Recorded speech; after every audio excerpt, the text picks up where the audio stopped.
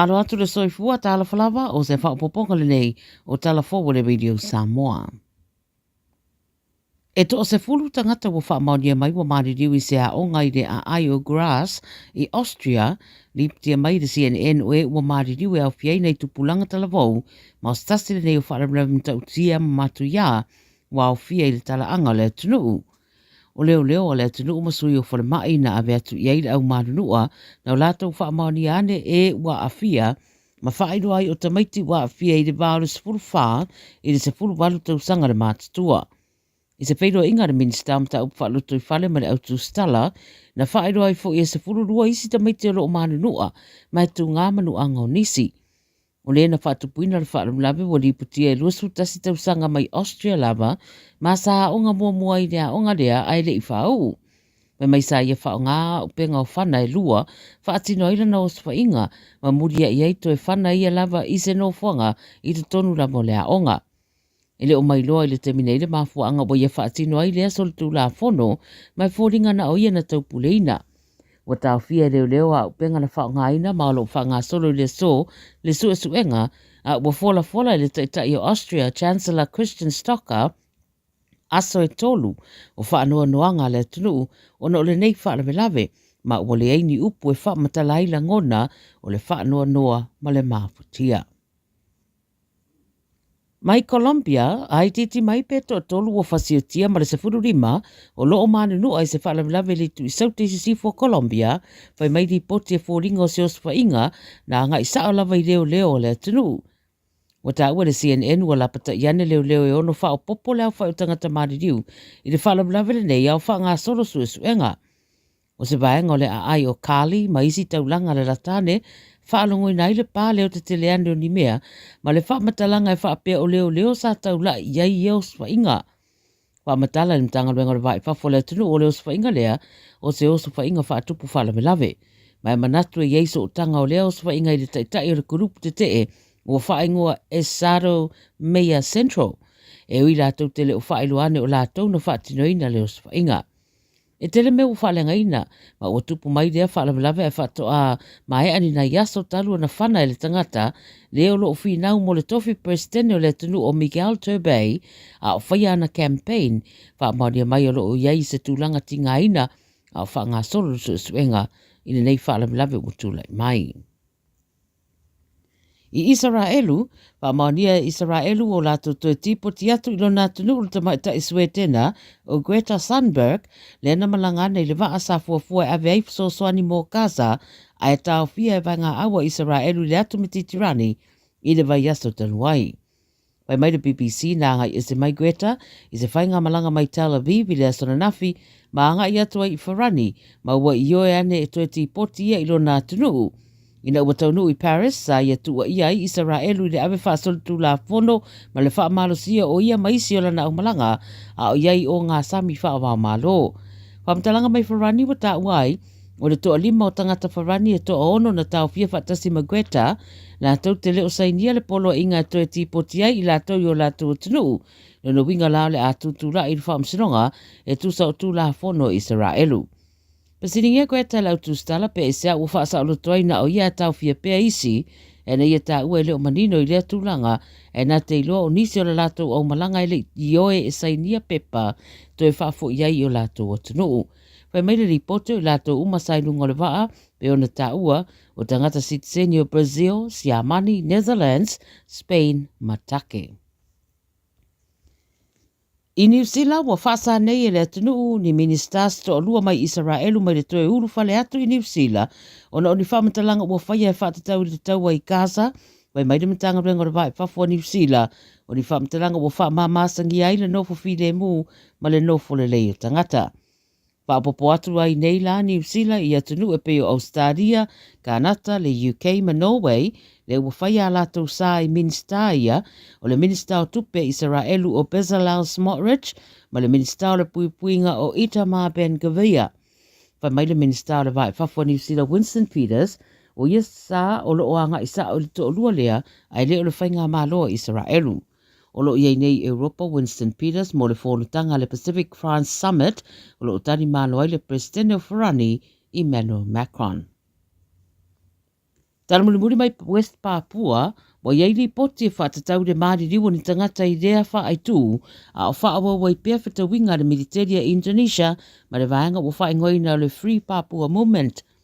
Ta ue ripote le Radio New Zealand, whamtaranga ma so upo le militeri o E1 Prihatono, e whapea sa fulu valu sui o le West Papua Liberation Army, wa whasiotia, ma ua whaeroa fo I sa fia tu ina atu le militeri fesosoani ma au onanga tau le soifua maloloina, I tangata nuu I le tūmalo o Intanjaya, peitai o I na tupua I le vevesi. Sauno aista se la usu ele Human Rights Watch I Jakarta, o le oswainga leo se vaenga o le suenga o whaingoa o le Operation Habima, le ana amata le tausanga taluai o se Operation ele militeri, e ave se le au tau lea le Free Papua, e le ngata I Intanjaya, ai whapea foi I si vaenga lalatane. Tala nara Radio Samoa mo le nei aso, soifua. Tasilima I Watolu Amo Radio Samoa.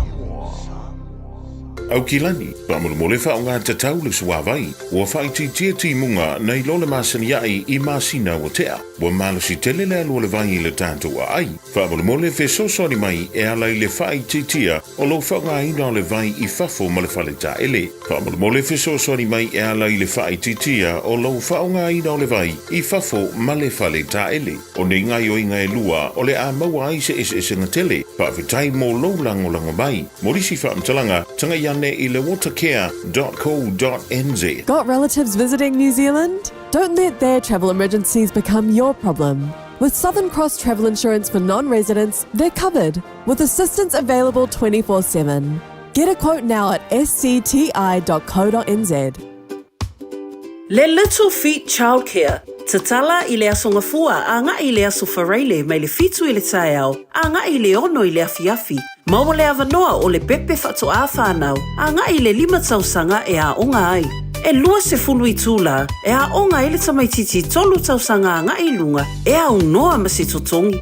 E mawhai o na piki lo walo I le taeao, matoi mo moli I le fale I le afiafi. Maua fua le lunch I aso uma. Talia wins quotes. Whasota I loa la walo I le Little Feet Childcare, Luas Fuluono, Yates Road, Mangere East. Telefoni o iwa, 255 55 luaono. O iwa, 255 55 luaono.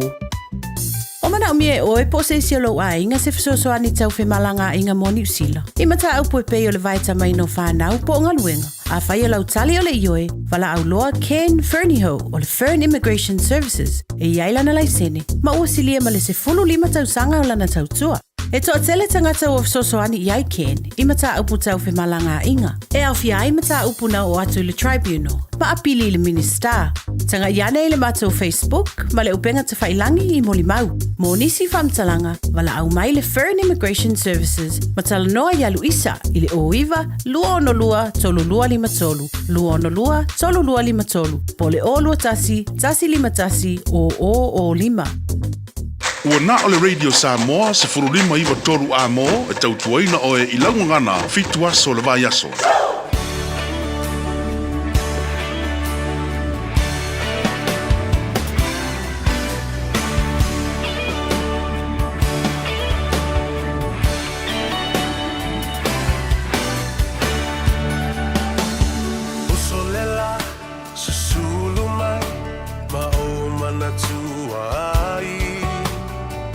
Samoa le nu'u o te nofo ai Pe wha pe whea na ngalo atu o I lewa ai Samoa o le penina o te fia I ai O solela susulu mai ma o mana tua ai La Samoa le nu'u o te nofo ai Pe wha pe whea na ngalo atu o I lewa ai Samoa o le penina o te fia I ai Hangi mai se matangi e momoli atu ai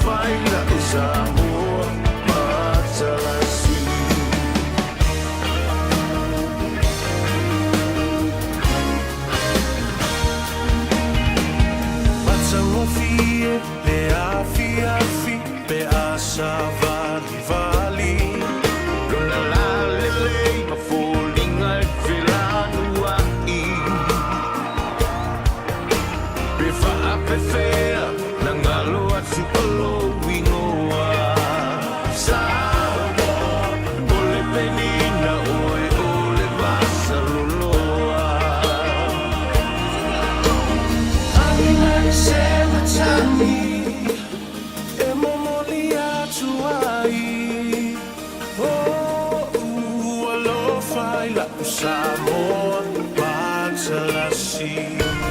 Angi mai se matami, e mamori atuai. No, lo aina Samoa, Matsalasi. Angi mai se matami, e mamori atuai.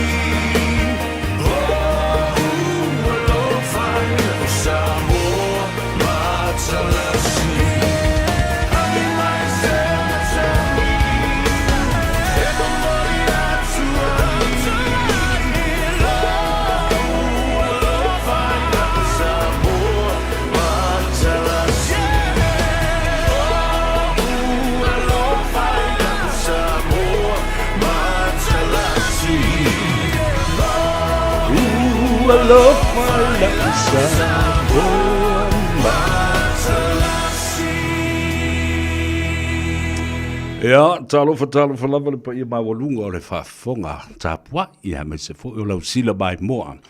Ila nei fo i vaenga o le o ngā tonu ngā le mū o le vai aso. Ia, o le aso sfulma le tasi le de JUN, lo anfe lua sfulma le lima, ina ua se fulu minute, wa te aile tu lai wha. Le Gagaifo Faiva o le tunu, ia, ma le tūla lata fo i le manawa o ngā ruenga, oka e kai kele yo mea marie. Tātou te tala loa ma whaasoa i ai.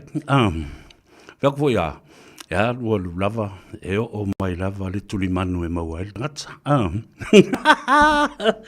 Ioi, alora sei fo manuia ma le langi matafi, e le whaafonga a Samoa i tawhai fi o le ralorangi.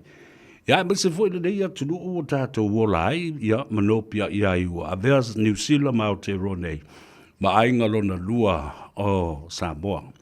Ia, whatalofa ia te oe, whaboiboe, o leo o tawalunga tuai ma le au ranga ma le tautua le tofa, te lenga e whangamua po le tofa fo ia seu manu Francis Ione, te tonu sa whaamaria ina lo fina ngalo ma maua fo ili ata, maua fo ili tala maalie, ia mani tala fo i whaatupu manatu, o li poti mai le tātou o tunu o sui o le tātou radio Samoa ia pia, ia o lo ngafa matau lumanga o le whaamsenonga, ia whapena fo i male li potia mai o tala, o mea o lo tutupu i le tunu. Maloa fua i lau o maua, tai au fo i o le lofa maleanga le lei o le tua, ia evi ia aili, lona swafa pa ia. Ia e moise fo i sa ofa la le lei le tua, i lau mana banga, e tawala mai iau au na pa ia. O afe mai ai, ma whaamanuia i leo whainga ruenga, ale Radio Samoa, Yaso Uma, Mataimi Uma. Ina wanganga ele lai le tai au, ma la usu fo i le atunu i au Faiva wa masani. Ia, whaamalo, whaaftai le tua sa, malu ona au i lunga, o le mamalu o le atunu, au whetalo so. Ia, au wala wa fo i tiuta ma Faiva alo filima, o atu tofi ai i alo tātu atunu. Ia whamalo i ngā luenga le leisa whengai mo au tau. Whaftai le tua. Ia malana pui puinga ma le saunga le mo. Ia o loo whapena o na manuia ai Faiva. Faiva na ngā tei whale, o Faiva fo i o le vātetea. Ia e mai se fo i o Faiva e whai e le tua sivi ma le tua vau. Whatalofa whapitoa e le te mi o na wha umale o le tātou whaatalofa. Alanga a o na tuli tamo e le tātou te mi e tā ua tele. O le ua whio mai a o mālo e pe o na māsani ai. So ani fo i o le whonga o le tātou pol kalame o le malu i whale. Ia o le malu fo i le nai. Whafo a le tātou tala noa saoa. A malu le whale o le ano whale o le whale. E mapu i ai le ainga. Leo whatasi mai le whale tua. E mele palamo whatalo whatu ma le nganga whaaloalo ma le nganga whiwhia. Ma lole soifua manuia, ma lo foi le tau wata i ma le onasai tiu te mawhaiwa alofi lima o lo totofi ai le nei aso. Talofa e mele? Ia, whatalo whatu foi lo fionga savea ia ma lo foi soifua manuia. Ia o amatana ma lulu mai le winter i New Zealand ia te salo nai ma fanfana lava tono lo ofisa.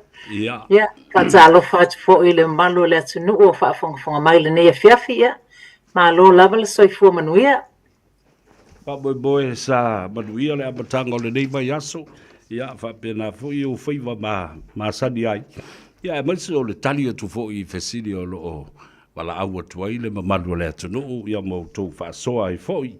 Ia, awa ele mwhai ana utu wala unumera pe a wala au mai ana i tamam tina mātua whaale mamna makele au ko fesili ngawe asilo tau wala au le.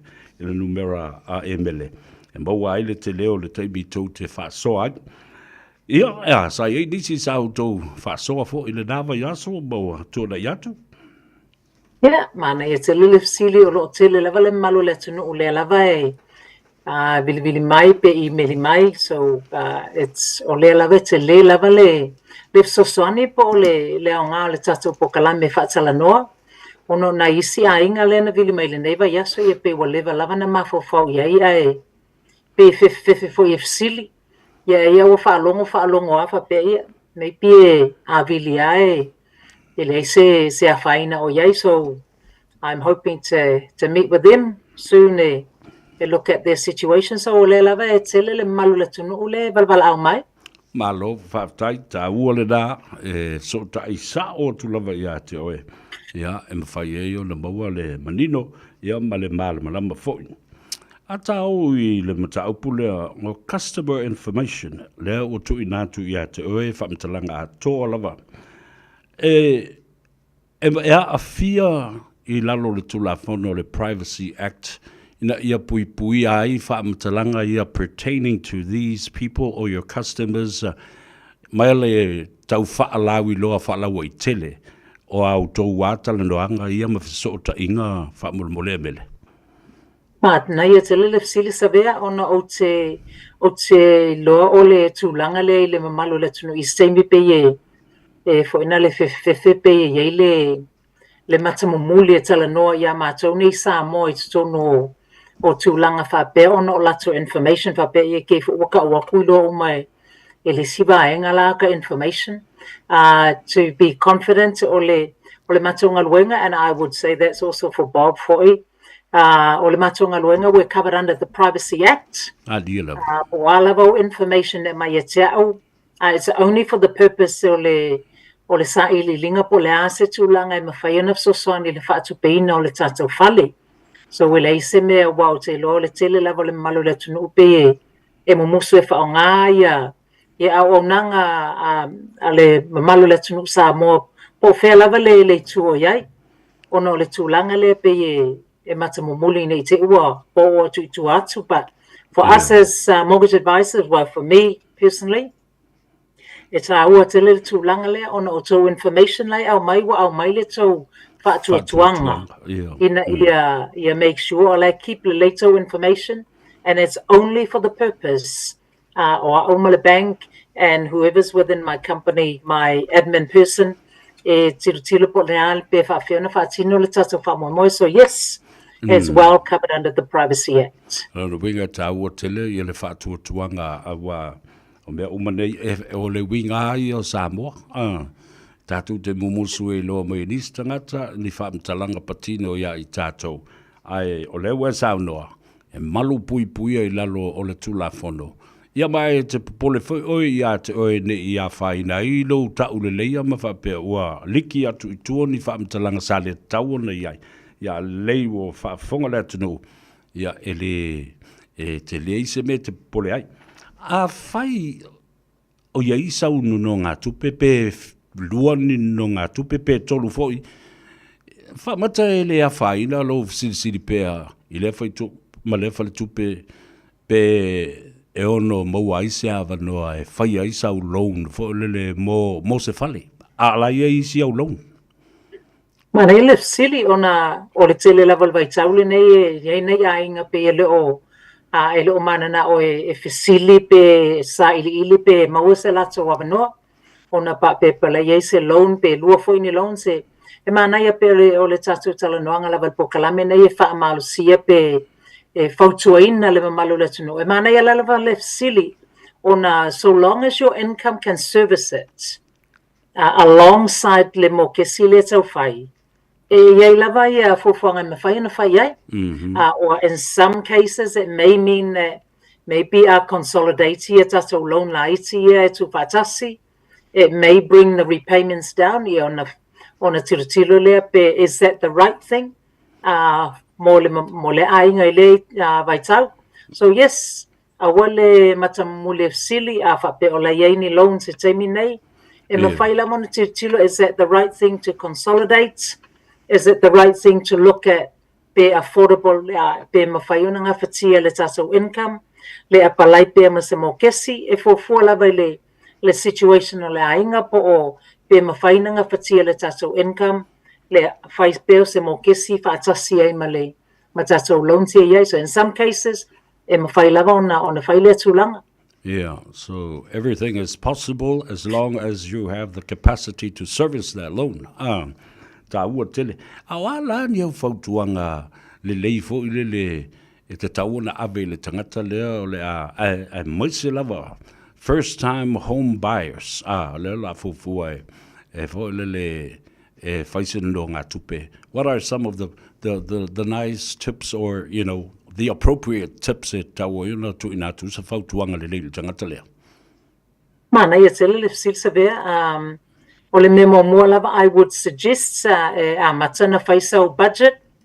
Look at a pakeke e mana ia le lisi lalo lo income le au mai. Na lisi le mau expenses. If you look at your income, tato expenses wape yo o te wanga whaia fo ika ikanu na tūlanga e nā rasa wamaalu e lo yes budget. Le la wata malama nei le mana ia le whainga o le me o le budget. So it's good to my recommendation o le tautuanga, mana ia matan tusi lalo tatou income le maua. Ai po fea fo ilai whaalu i tatou seleni. So a budget will give you an idea po fea le alu i ele tatou seleni wa isi taimi e. So ilonga la vai tusi lalo, ia na peile wa oi. Pele oi lor tele le or seleni le alu I le vaenga po le take away, po le kofe, po le alava tūlanga whapea. So a budget would be the first thing I would recommend to consider. You've got afterpays or zip accounts or accounts. I would suggest probably look at paying them off and closing them. Because application. It's not usually it's not a massive amount, then maybe you can consider just paying it and leaving the limit as it is, but paying it down to zero. Wa abilitato application tirtilo to the bank or lenga patia lamana keep below afterpay. Then it is possible to keep it. But if possible, and pay down to zero, leading up to an application. O lesi tulanga, I would highly recommend to tilo se that's your credit history. If you haven't checked your credit history, I would recommend the Alue Siakilo credit rating on the Centrix website. On a lefuli moe, so just check your rating. At least you have an idea. Po ani mela ye wa isi tangata pe ya batule tato respond back from the bank a me ola yele le mele low credit rating. Ye ele o mantua la topo le ale me. But it's a good thing to look at your credit rating. Well, I have a tato application the bank. It would be good for me to understand. O ye ni me ni tu langa fa be low credit rating, so I can put some comments or mitigation against the poani mele le tato record on the credit rating. Yo lesi tu langa mana ye tilo sila ilo bank account. Just make sure our bank history is clean. That means you stay within your overdraft limit. Pe afa pe na approval bank law overdraft limits. O lesi tu langa mana ye lo sila any automatic payments, direct debits or tu langa fa pe. Make sure there's no dishonor. Po se pay many for inale santa tauna li fafo awa misi, because that all comes it impact a low overall history with the bank, and the bank will question for ipa tilo to laile ma fa tauna keep le pay many of maybe a $20 automatic payment. Lela tilo te tato mo kesi, so it's a balancing act tilo ye sometimes. Pe ele o manatu mama Faiva pe se e wo le vanga nga kaunga cancel le mea nga awa ngalo na cancel. Io tamai mea lava fa pe ele manatu mama fa ye se taimi. Ai yelo na faina pe atu le tato application, so I would suggest also look at your bank history po any me so na cancel and make sure they are cancelled. Mana ye tele ole e te ulo mafo fa u le mea mo le e sa no yo le package. Wai pe o le paketi le pui mai oi, you know, in terms of bad habits o mea fa pe na tātou te le mafa fa wina o le mea le na e fai. Ai tāu fiofi mai fu tātou, there's a control and discipline o i tātou in the appropriateness o le mea te tau na alu mua pe prioritize ai fo i la o lau spending. E tā ua lai lau whanongolongo atu. Ai o a nisi o fautuanga fo i le e ave I tangata ia initial our clients and customers e whata ua ai ia le sefe mai o tupe so ani le tiposi mo se whale mua le la whatau. Pana I le sili ona o le situ langa le titilo I le bank pe ave se tato application. Have we made an effort to save any money? Ona o le si e isi application e te le lava le tato tupe moa e mela le pe o le Lena eto e sau noa mai isa veo le paketi ona ele o yese tato budget. We don't know where our money is going. So a te lele tato songi a te tilo to le bank ele o tele ni tato regular expenses.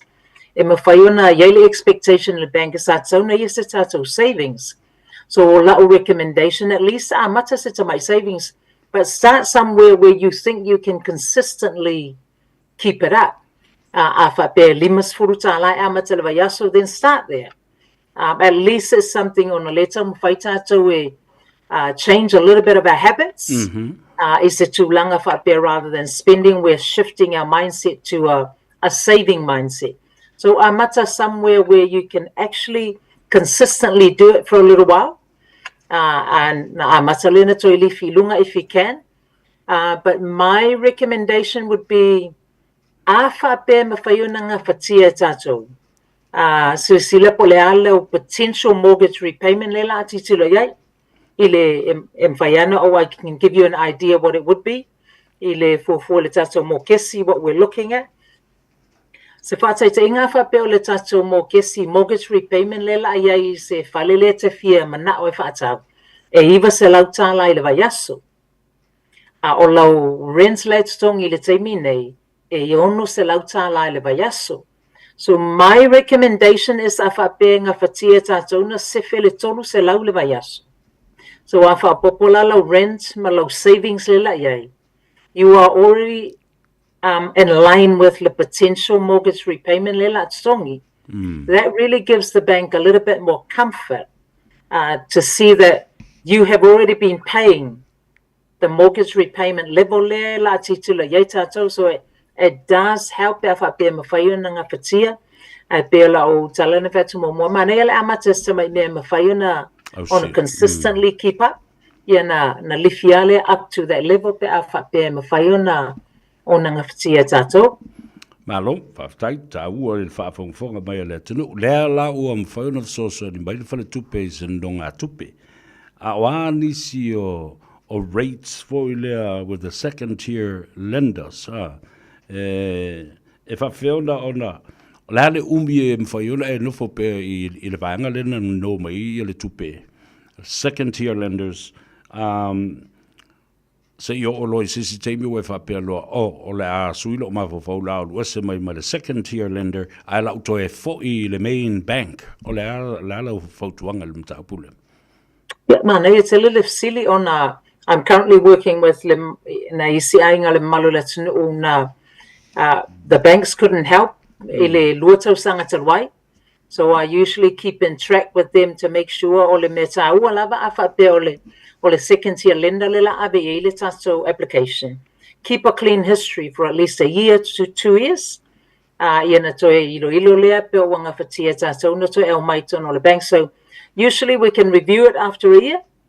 But in most cases, the 2 years on for a year, they might penalize you pulling out early. So usually 2 years before we look at bringing it back to the bank. So it's a le level no na ya they've had a really good history. Or le we're in transitioning back to the bank. Let's say for second tier lenders, so like rates are actually a lot better than what they were. They're ranging from 6.2 to 9%. So it depends level of borrowing against the value of fale, as well as depend for credit history. Even when we go to second tier lenders, low score credit history, that means your interest rate would be even higher. So so yes, 2 years we can look at bringing you back to the main banks. Malo, whaftai. Whafonga mai le tātou atu o lai te wawa I ane matanga I lunga le tātou screen I lumo o le tātou TV. Ia nei tango la ia le whamaula numera le nā a le whaletua ia e mele o le o lua fitu, valu tolu fitu, valu wha, valu o. Ia, o le ngā luenga le nā o lo whatino as a mortgage advisor. So ni e moa le sota inga I le vau oe ia ma le whale tupe ia a o fua e tau mawhai e whaise no ngā tupe whaatau wai ia se whale. Whaftai tele lava mo le teimi u whaavando mai tau walunga I lau whionga le whale tua ia ma tātau mawai e fo il nei aso. Ia whaftai fo isa vea mo le avanoa le nei fiafi e whaftai fo le malu le tunu ule vilvili mai ma mo le sota mai ia o le ngana lava ole naunga lava le Neipo Kalame along with Radio Samoa is ole sosoani abatu le whaamalamanga o nisi tūlanga le mamalu le tunu. ISFC, feel free to call me or email me 027 ole olu fitu valu tolu fitu valu fa valu o yeah manuia tele ia malolonga le fiafi ia wa ia ma Painga local nei fiafi ia so ifo ia savea. Whafteitele lava ia te tua. Looking forward to catching up with you again next week. Ai amanuia malolonga male ngā Gagaifo Faiva o lau whionga le whaletua tā whilo ai. Manuia malolonga whaso ifo ia. Ia, le nā Samoa, tā walunga tua ifo I le talandoanga e pe o na māsania I aso lulu o vai aso uma.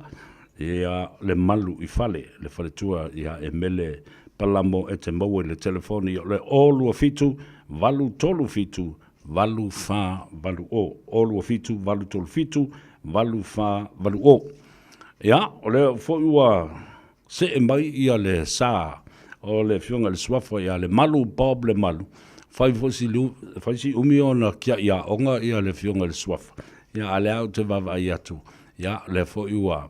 Se e mailo na sa ia ma au tu mau pea le la le lei o tama mai o I le malai o le toto patalo fatu lau whionga le manu ma lolo soi fua munuia aftai foi mo le teimi ua whaavanoa mai ia tala foi ia ma whaailo foi le atunu ia le au wala e whaso sori e tuai pēa whapea o le a whaatau ese atu lau whale ia po le mana onga foi o le whaatau mai o se whale ma lolo soi fua Lange malo whionga sa vea Ioe, whaftai mo lava no o tātou toi maua nei, nei au li toi mafutai ma felo I patasi e patalo fatu fo I le malmal pa il tatu watu o lo tapua I mai e mai se ia nei tinam te mama tutua lo tapua I ma palonglongo mai le aso io e faisina level ta mafutanga sa vea ai io ta tonu nai mo pe ale soi pua manuia I lo fionga Tai.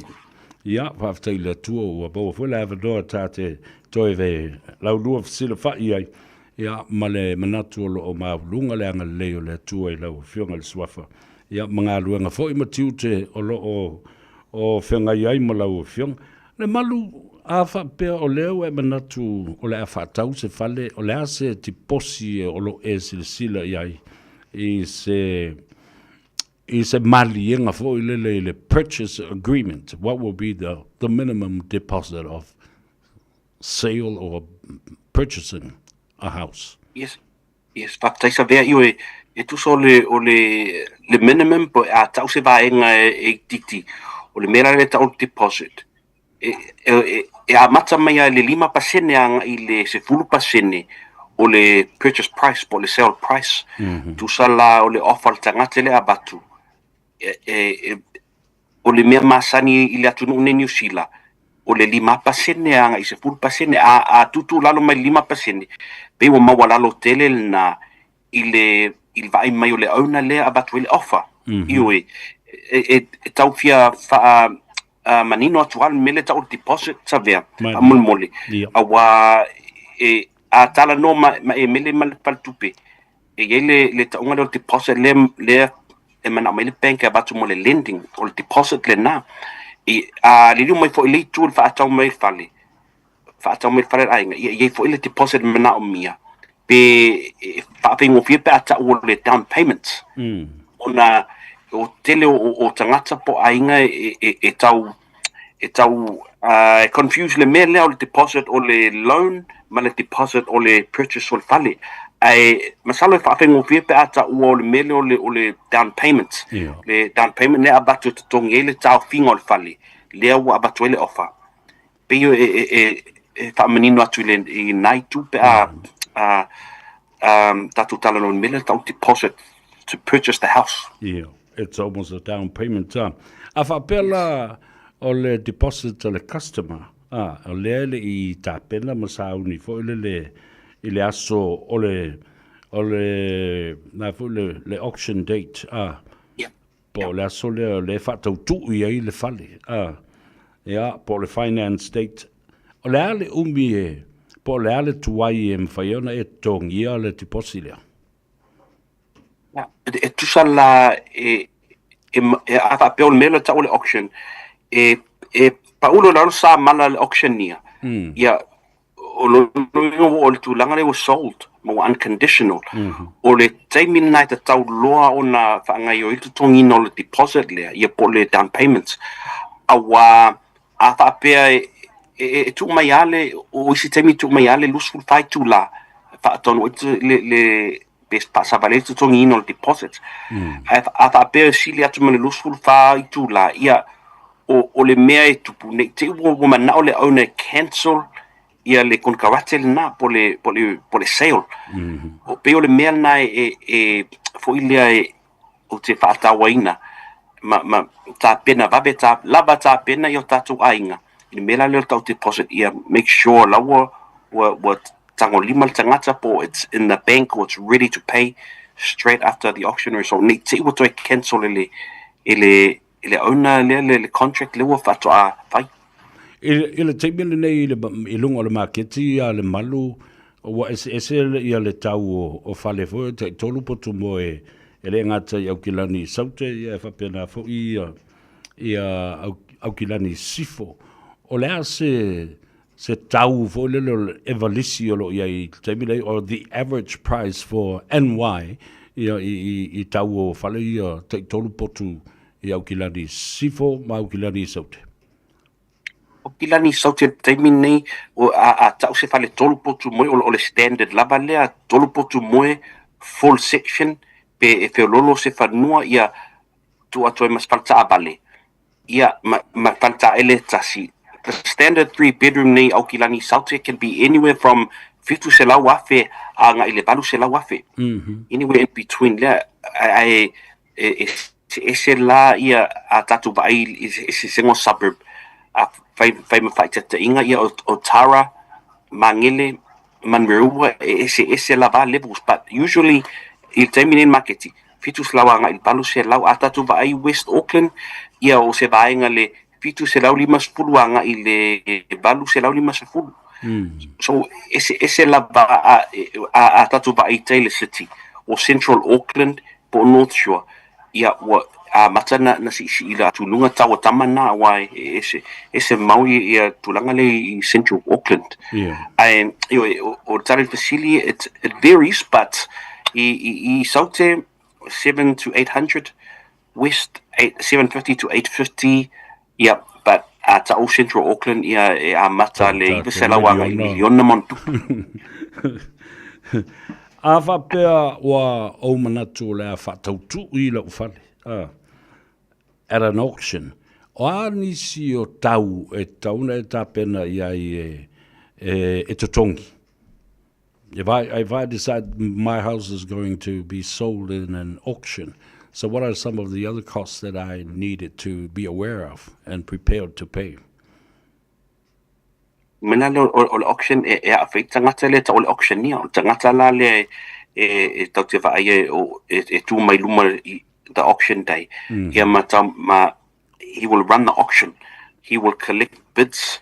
Ma e te tongi la tangata lea, usually e a mata le fitu se lawang o isi auctioneer e a whetā la. Mo le bala auinga o le mela le o le auction po le whaata watu o le whale ainga.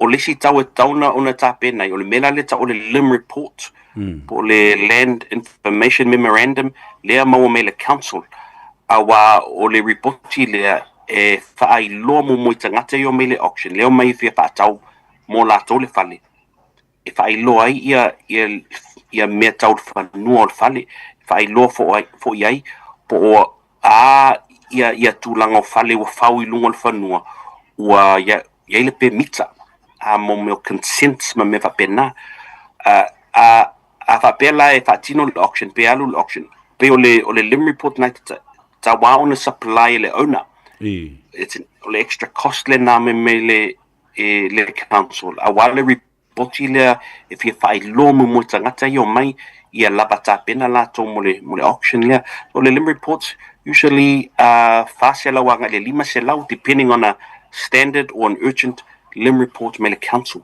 So paua nao tau o lesi fo tau tauna vai fo ye mo fasala launga. Advertising po le marketing of the property po le fale lato ai atatu le liu mai le non auction po le price by negotiation e te tau pea ona a wai le tu le le marketing fasala launga a wa le ai nisi va ai lau te lo le fale o lo fia fa ata watu le owner. Yeah, nobody will come to make offers. No one will come to buy the property. But ale ai me yo fasala launga po le marketing. When I first bought my home in Otara, on le tele o mea fo ie sa tutupu mai Otara o whala au whasaina o e na whioti ai. Is it possible to ask for a report of that house in terms of events and incidents that happened in the past that may, distract me from actually going on to complete the transaction of buying this home? Yes, it's possible to ask the question I agents e o foi owner la tau. So se taimi lava e whaidhea ngainga le agents ma le owner o le a ma le whaata watu whale. O le whesili mo mua le agent I natu langa ai le I whaasabali I le polkalame o le whaata watu whale. O le whesili mo mua le agent pe iai ni me te tauna whaailoa ina. Pe iai ni me tauna whaailoa ina I tangata I o mai o le a wheo la tu offer. There may ta o disclosures. Are there any disclosures e mana o mea fia whaailoa I tangata? Anything that might affect ile decision making a le baia le alu atu. So e iai ni me te tauna whaailoa tangata I o mai. Nei te ua a whainai lato mana o whale. So Ila veaila I meo o ai loa ele o no o yei meo fala au whaasaina po le mele o le methamphetamine. Yo yei ripoti e mawhai o na whaasabali. Ia a tonu o le a sue pe yei ni me whaape te tonu o le whale la tau.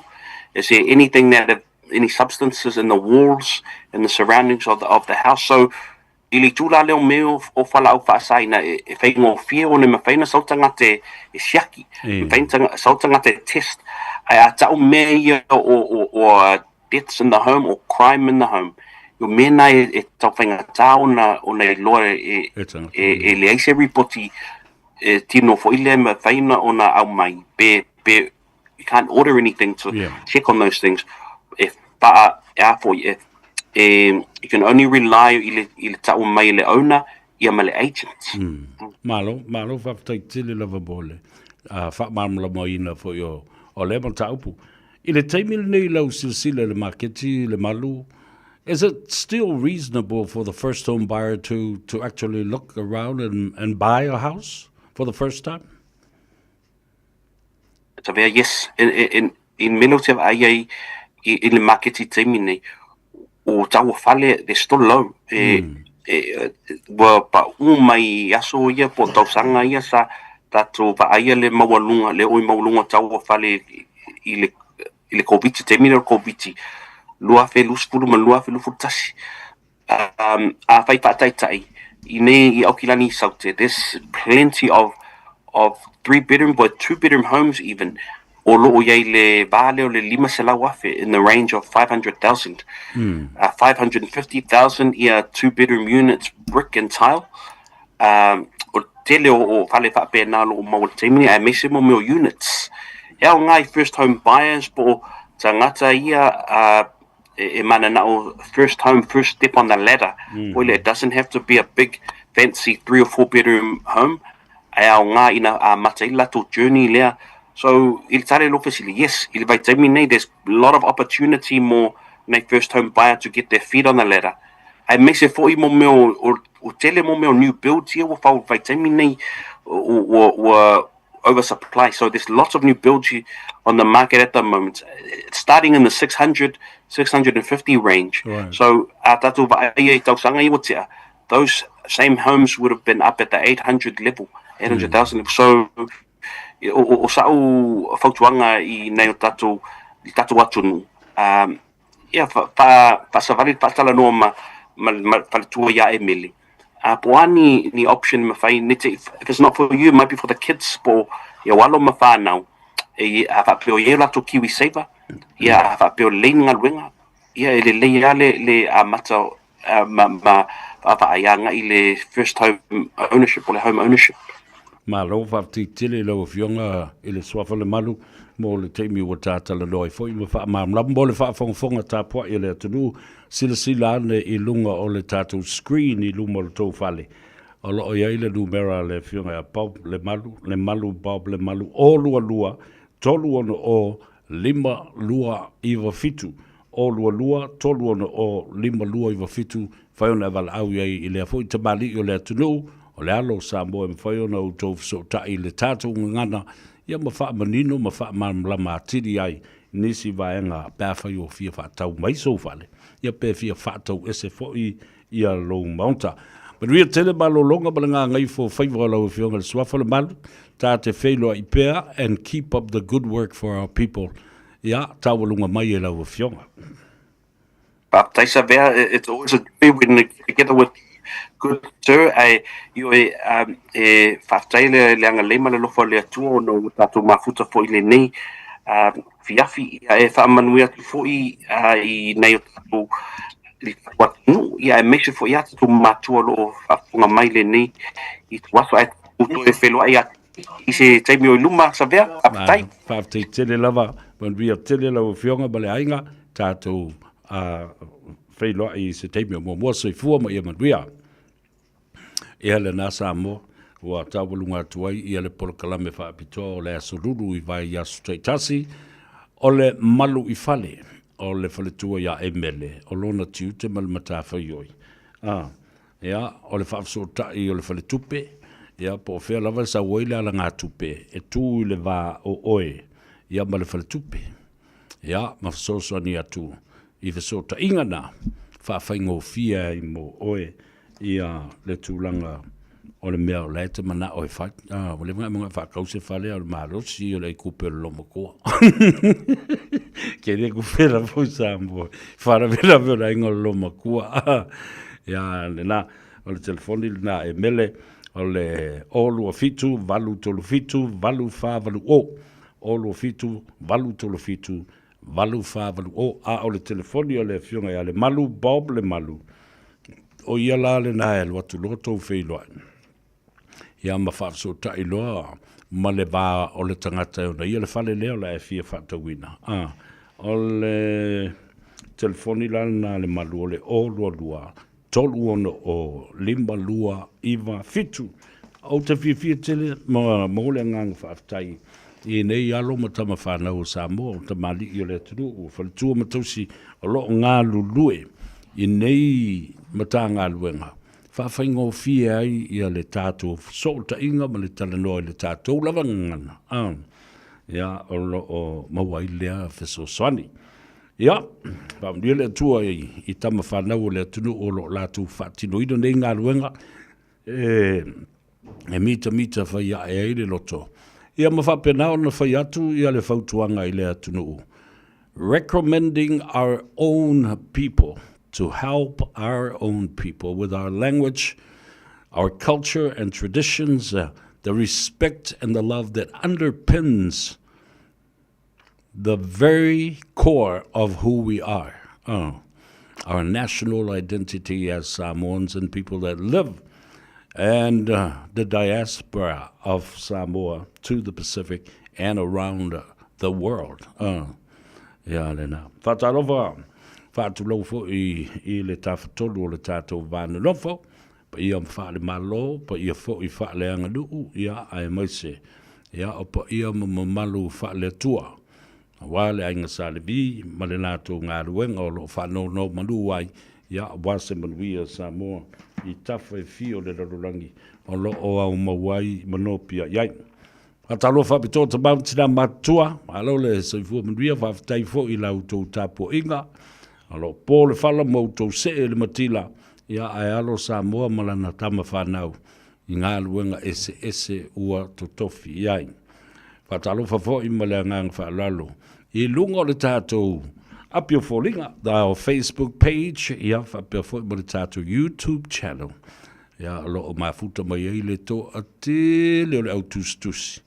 O le to a te leo le au professor. Ia ma le to a te leo le au palau vale. Ma le au whai upsa. Ia ele a whaina. Ioi. Whatalo whatu ia se manu 021-084-45141. Nawa matua whaalawi loa mai a ia se manu ia pēli tangata whaulele o whaanoa noa, ai fia talanoa. Mama waise atawini la ia leo se manu. Polonga leu pena unasa, talo whalava malolo sa i fōmiduia, Charlie Afato, talo whalava malole, whauleva mai. Vai se vea, se fa mole. Fia fa longo atu ile aka Filipingo le anga fa matala mai e lilo mai ava. Va e la se kaimi ia fa makala fo ka ko wakala ko le fa ngor supi ako. Tauri tuina ya o motuloa maulolo talo fa uso malole so fo mandria malole nga duel ne yaso Kafa Schuster. Fui ava manu taito talo falava malole so i fo manuia o lepa ia ma auto lava lewanga i mailunga ia na auto masani. Press the like button, share our program, and leave me a note or leave me a comment so I can read and laugh about it, because ana auto masani wingole atos of nga luafi leo pepe talo falava malole so i fo manuia. Ia, Fortino Josefa, talofa sister, bumboe sa e nofo mafaise me ai o le toina, le fionga ia masoi le nei aso, ai le olo tililia ku i, tilala i foi o, ai le i foi e reli ni resi piko, Maria Lesina Tavai. Yeah. Watching you, Severe, from Sydney, Australia. Yeah, lauto auna masani le atau Severe, le rua ili I pesta tamalelangi so alo mulitalo. Al Harrington tu manuvao levea. Talo fai au tok, tambam tina matutua, ta awi le leile tino. O sau lava le tau malulu. Ia ma au mai fo I ona winga leanga. O le loko leanga I o le me o le kau malulu I tangata. O fai o le leanga o le talo le tau. O timunga. Ia fa pena fo I le malosi o matangi. Leisi te mi ale a atsi lao le malulu. Ia ele se me fai ona fai e tātou ma te etu iei. O le... O fōringa wa ia o ngā luenga mamana le atua. O le tau.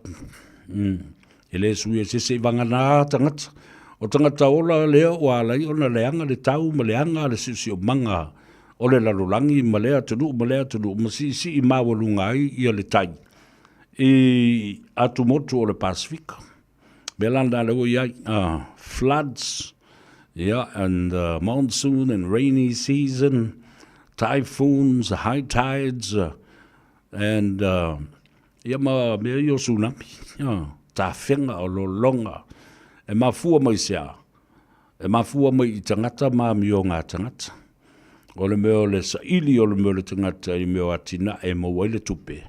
Lea la o lo o susunu ai I o meo minerale, susunu ai I le meo le suau.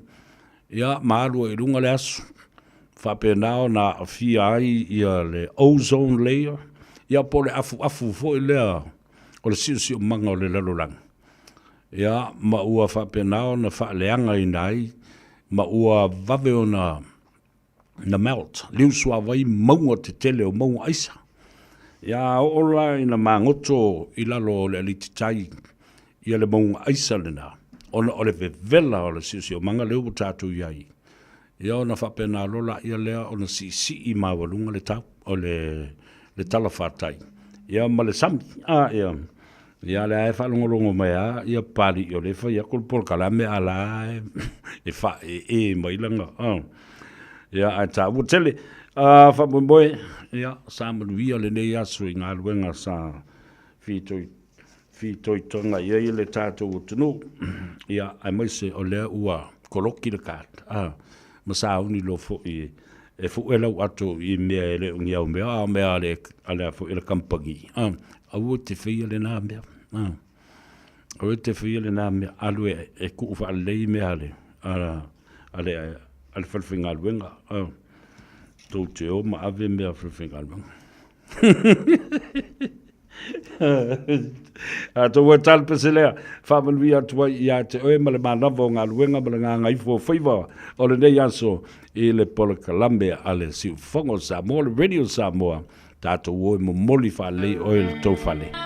Ea e saunga le mū, awe ke ika lunga le awala, ongo saima ia e lava papale, alofa I lesi ave ka vale, ia ma e ono sai vui oe, I oe.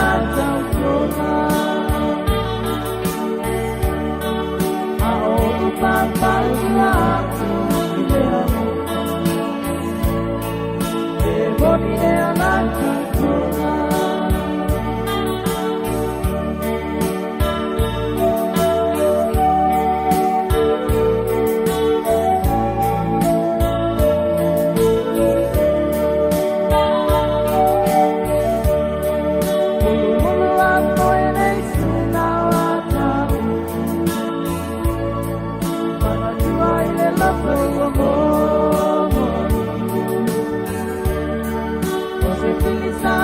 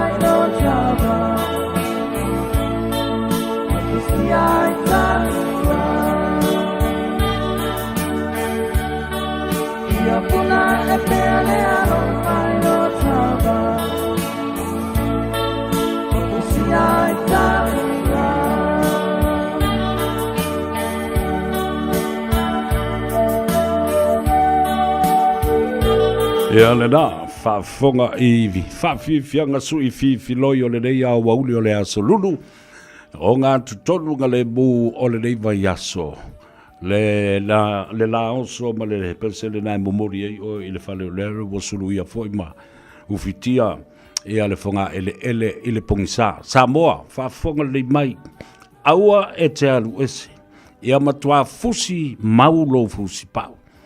O le so, ele o se aso le lei ma se aso fia mo moli maua leo leo. Dea fatua uma ona sauno mai ma mai ia leisi li poti lea a o malo lo ia le tulanga o le whaamsinonga. O leo te mawai atu e o a ele fia nanei o fai le moli mau leo. Ioe, ma ta utia le moli mau o mari leo o fai nei. Ma o se moli mau e matua leanga ma lei. Mo leo. O se aso whaano noa le nei. Ioi, moli bau uma ia leo a whai mai nei e te mai tae mari. Lea lau o whai atu wai nei i ate oi. Au a lava e te alu se mea. Matua o omi matufa le tātou polo kalame. I le whaafonga le tunu. O le winga o lau tala. O matua pēa i le olo. Pē le mulumu. Pē i so ainga pē ai.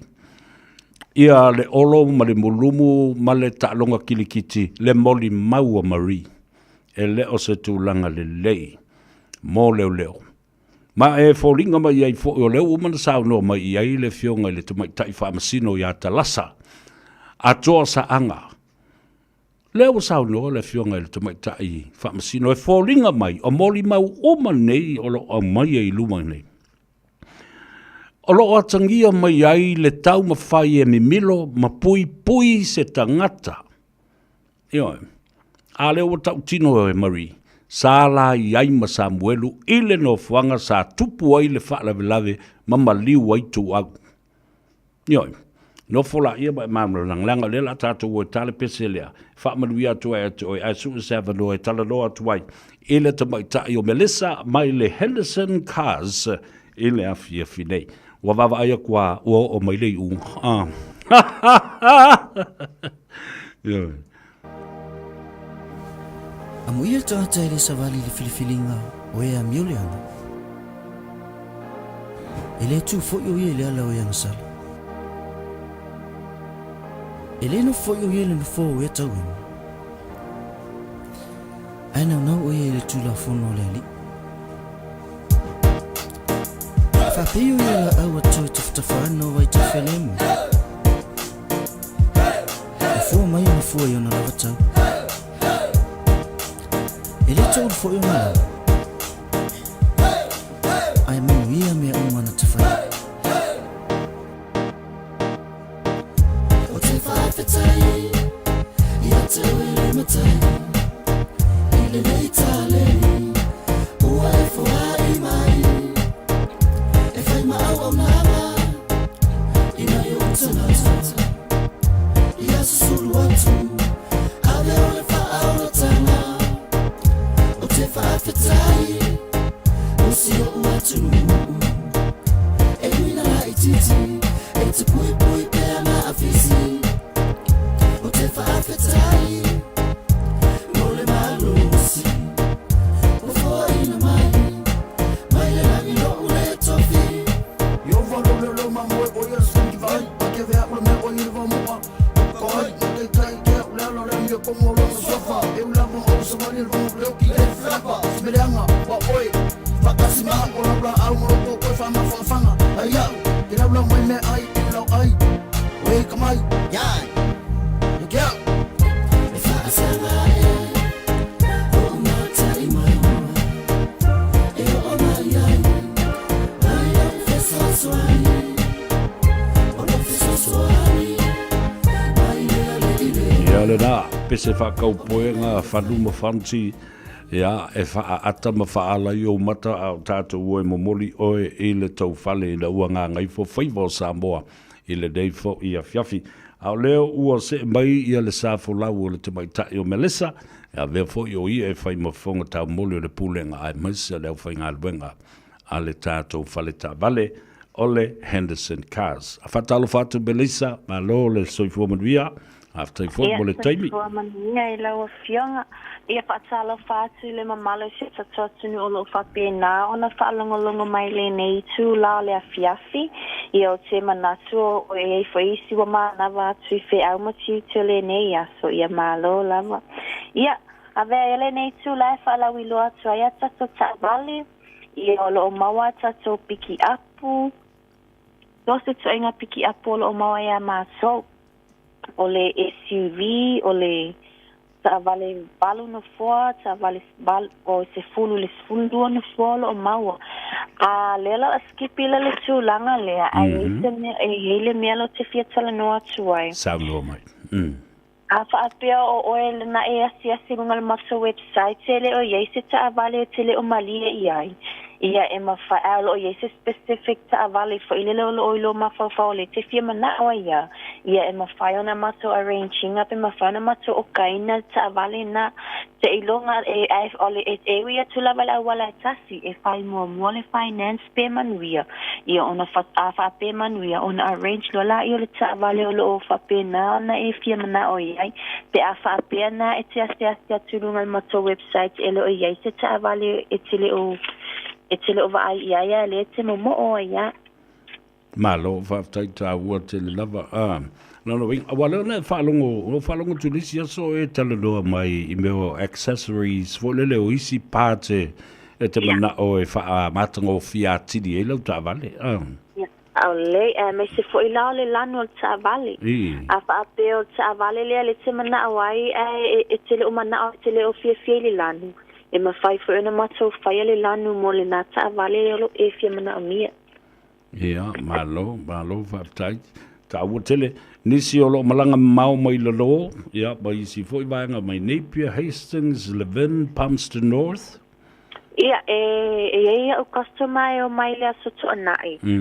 Mai Palmerston North, e tangata na le wa already book la ko flight e asi mai lea soto anai Palmerston North awa na o lea soto anai eva no ai la to. Ia. Fia lava le loto ma lea nganga e whala wilo atu I nai tangata o lo fai malanga mai fafo atu ma o kilani o la to ia o lo ia mana o mia ni ta vale e me se lava nai tangata lo o la ma lo mai le se ilo fatu a tasi tau sanga I nei New Zealand pia tangata na le alumia I tutu ta vale au new immigrants na o lo mana o mia la tutu ta vale Ia, ma lo fatai ia ese vaenga te fia sa lo ia o le I a mail ta telefoni ma le tuatusi. Ia tu e whamanato tu foile tato ta vale fole o le Mahindra XUV ma le Mahindra Scorpio fitu no foa lua afe lua fa ia e mawafua atu lau mea lo fatupe lua afe pe a o mato promotion nea le alu se ia o la vele kerisimasi o le ta vale fo fitu no foa Mahindra Scorpio ma le Mahindra XUV fitu se lau ia fa apea foi ma le tato piki apu Mahindra pickup e mawafua tu ai le fa afe ta la pea e fa tawina piki apu lea Ia, malo, faafetai, tāua. Ia, wale tā telefoni ma le tā tuatusi o oe tapuni nei I le tāo leolo le fiafinei.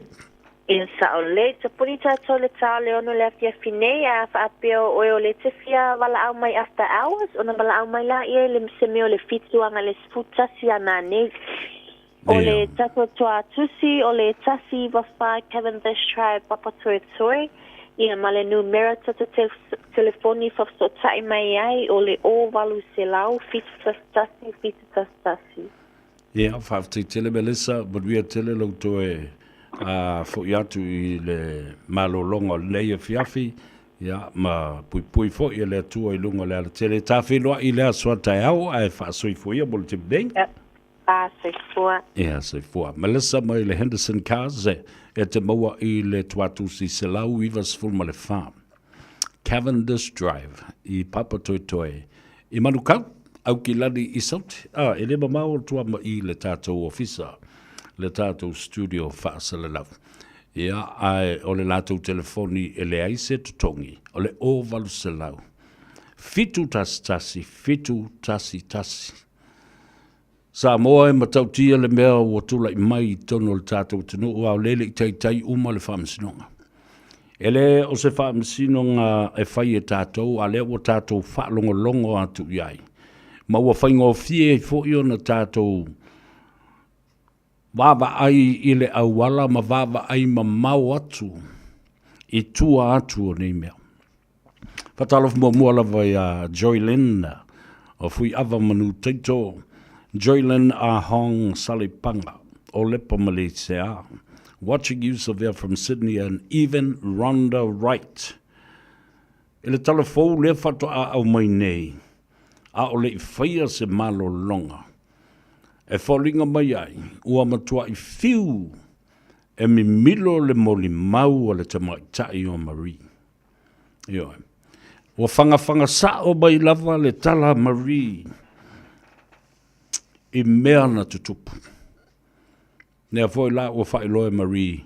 I oe, sāwa ai I atu au o sa vali mai le awala malana telefoni. Sāwa ai I le ta vale. Nala vea ai tu au. Sāla I ai ma sambuelu. Ile no foanga nala vea ai tu au. What more can I say or you say about this? Ele toa fitu se fulu lao moli mau ia leo lo au mai nei. O le tele o lato moli mau, e fōringa mai o discredit, le winga le nautala, o le toi tali tonu wina. Ono o mata upu ia, lea ua nginga nei le whamsinonga. I don't know, o tali ia isi leo, o le winga au te lei loa. Po le ale na mea te vesili mai ai. Sau malesi tali, I don't remember. Whasa moa o te le manatua, le mea le nai te vesiri mai ai, A le aso na tupu ai. I can't remember. I wasn't there. Sorry, wefo gele ia ina. Ask someone else. Fesidi fo sisi leo pe asa. The fabrication of the evidence. O le whauwhaunga e le liu masui, mea moni o le case, lea o lo o tala noa ina ma lo tea i le taimi le nei, ka whewhe i o I ka lo whai. And conspiring to defeat the purpose of justice. E le whape o le toa tele o mori maui a leo le tapena mai. O na moni ai lea. O leo mai tangata e ese uma mori mau. O isi ua mori mau I mea ele I tustusia I lalo. Nala le nga o le sao no mai o le fionga I le tamaitai. Whamasino. Ia talasa. Justice talasa. Whoringa mai o mori mau uma nei ua mai. O mori mau na o mai. E whamatala mea I o lātou mawhauwhaunga. Ma upu matala ma mea na whai mai e isi tangata. Ai aunga le mea tasi e ai le tangata leo fiufi whamanungase ma pui ma pupuni. O tō whaiwhunga I lau tala na whai atu. This case is about silence, and silence is going to be so loud like a thunder. Tu sape ngungu tangata. E mea lina ngungu, musu e tautala. Ai tu wai le mea I leis tangata. Ai a saulis tangata e whela na moni mau, o na whaatumu pū mai le leis tangata leo la so o mai ai. I le mea le I taua le tangata leo. O tau sila I ai Samoa. Sa au pese atu ai. Le telefoni. Au mai telefoni. Extract and subpoena these telephones. Au tūle nā launga le ataua severe. All these years, 3 years in the past, up to now, to this day, I'm still calling out in the wilderness, can somebody hear me? Oi, a mai telefoni. Jeremia, sa o e mai telefoni a Sam. Digicel and Vodafone subpoena mai the court. Making court ordered it today and tomorrow. Au mai phone tatas, au mai records, au mai whaupunga. O sota inga I le vāo lea tangata ma lea tangata, lea utau sisile e leo wha maonia mai. E iai sota inga ali mongi ma sambuelu I te leo taimi. An mea wale au mai ai, te sue. There's no uwhai atu la stona I a mai nao, I a lilo mai ava. O le tupe o povi, o le tupe na whai eini fosi vai, o le tupe iwa afe pe lima afe pe fia, whatever. Money is money. The source of money. Whea na mai ele tupe. Toso mai tonu ale mea na whailo mai e mai na ile whangatia. Whaate ia umare whaalongo le tunu. Whapea oe e te le alu ave lau tangi ma lau complain e le to soa mai e ma oe I tono e te sau e tali I ma ta upu ia because your name is on the record. You should be scared now. Ta e manatu ua matua malu ufi le lei. All the tracks are covered. And now you are going to have your day in court. Nā o toso mai o le whatoa loa nei o oe leisi mōli mau pupulu. Ma le malosi, ma le wha moemoenga o leo. A leo sau nei. Whena mai. Pe te le tupe pela I titi le tupe, o le tupe a, o le bribery na, o le tupe lava. O tau ma whai ufi ai. Wha manu ngase le mea ua tupu. Mai la ia I luma. Ia, sei tilo e ile au wha se le lau ia. Na lātou whawhaua mai āmoli mau ia I le tele o tausanga. Lea wale mawhai o na toi li liu e se. E lo talitanunga, e iai le tangata ua whautua ina Marie, Ale o sana fai fe au, o lona ta mā, po lona tina. Po lona a inga, po sona uso, po sona tua fafin, o sona tua ngande. Ua fai a Marie. You're young, you have your life right in front of you. Tell the truth, and nothing about the truth, but nothing else but the truth. Save yourself and save your soul. And save your beautifulness, your beauty, your youthfulness. Nawe lo au le lei ma lo talavou. A le la sei tia o I le bele. Le bele na sa mo lewa o bab ayatune e malo tel tununga le na. E o lava le lo ia leo o le lo ia male moli maule le manatu ai e au I leo. Sorry wefa.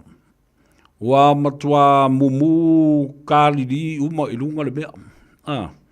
Wa sa au le teine. Wa faila na moli mau. Au te iloa. Somebody has told Marie, tell the truth. Tell the truth. The truth will set you free. The truth will leave you in peace. Yoe. O kai le matauti o le mea o iai. La ngai toi wha solo mai isi mori mau uma I e fia se furu. Leo wa mata o na masei atu ilunga ia le a o mea uma nei o whau whaunga I sa whai. Leo tala doa I mea ua uma le tup. Wa leo walu nei le malolonga. Ai oso mai lo ma ame sene, whafo ame sene. O le tua whawhine ia te ua loa tausanga o maa ngā lulue. Ina ua wha to a wha tū lava. Le leiti o e lua iai ala leo ma si ufufonga o leiti o Samoa I te tonu o Samoa atoa. Na o le tu e pia, ma le Radio Polynesia. Na o le to lua le au whainga luenga sai ai. Na o le tamaloa e ona ia le ala leo ma le leiti o mapusua Rudolph Kyle. Lesi olona tamā sa swafa ia le atau le sa Hans Kyle. Na ia lava ma le atau sa vea. Le ingoa sa masani ei le atunu Al Lavea, Al Harrington Lavea. Na o matai mai lava le swafa sa vea. Wato asfuma le ono o tausanga whamelo o tina ia te soli. E ke ingo le swafa le mako ainga wala iunga e lewa. A le lau fonga kau mai lalo I o skari wha hipi. Ma se o ti wha le I alo king po. Iu kamba mea kamba I asunga. Nā lai no toe. E ua wha solo matua maalu I me e whai ele tautua. E au au e o whainga nā o kama sao.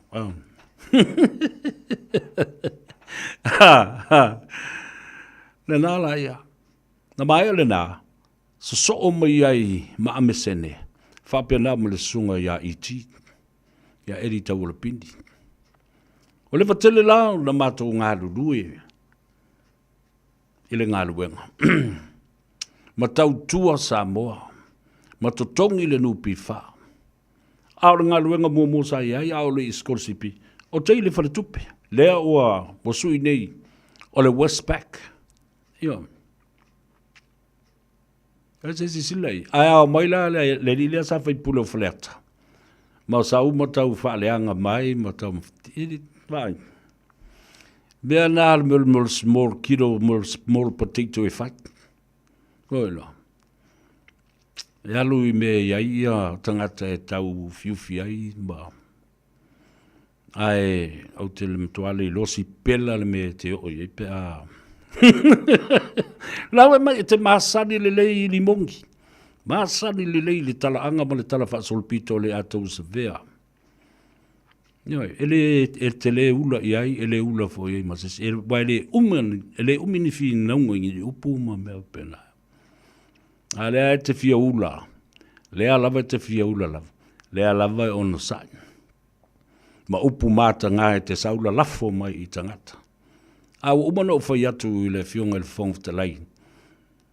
O oe, au lea o te whai atu o lo manu I lo a inga ma lo taule leo lo tangata I le tautua ia Samoa. A ovalo wha maualunga.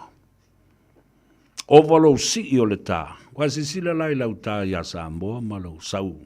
Tau le atua ma e tautō I lumo le atua Dei se mena tupu ia oe. Lewa au mai o mai lunga tangata. Au mai lava boli mau lava ia sa utou tamwhai. E te le maua le loto maulalo, e te le maua. Le fi le mu. O oe ia le te sau, tau mai, sa tau talanoa ma leo. E te sau, tau mai, loka iai, loka la, le paima la fai loka, oe lo.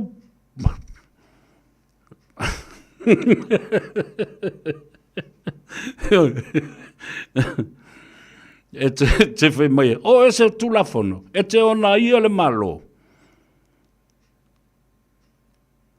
Ea, vai rei pola me la oe. Tau whai mai o tangata nei, Iai mātou lau whaasale lau e mālaia e mātiva ngā ui. Ngā lau aka e.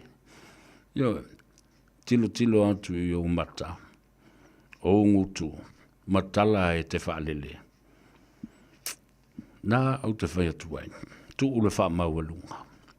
Tu ule wha maulunga e wha maualaloina oe. Awa o le mea le nā le atu ai whai. E leo se tiute ma se mea le nā sa vea e whai. Ai, tasi ala lea, fwelele, lea to inga whaipule whapea, whai I se mea fwelele.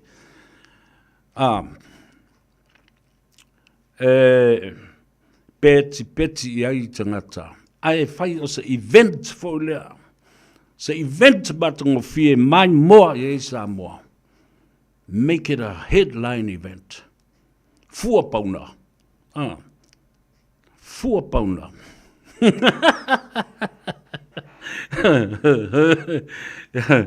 Tongi atu e mo mea whai pele. Ai whai la se event.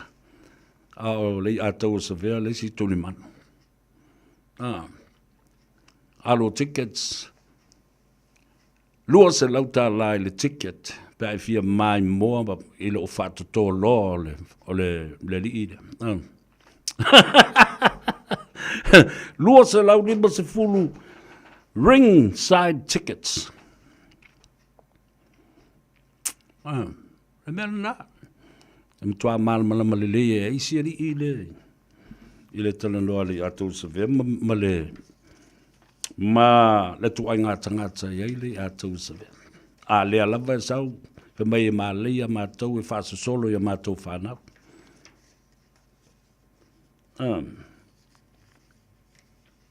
Le mea nana leo leo whai atu le fionga le whongaftalai.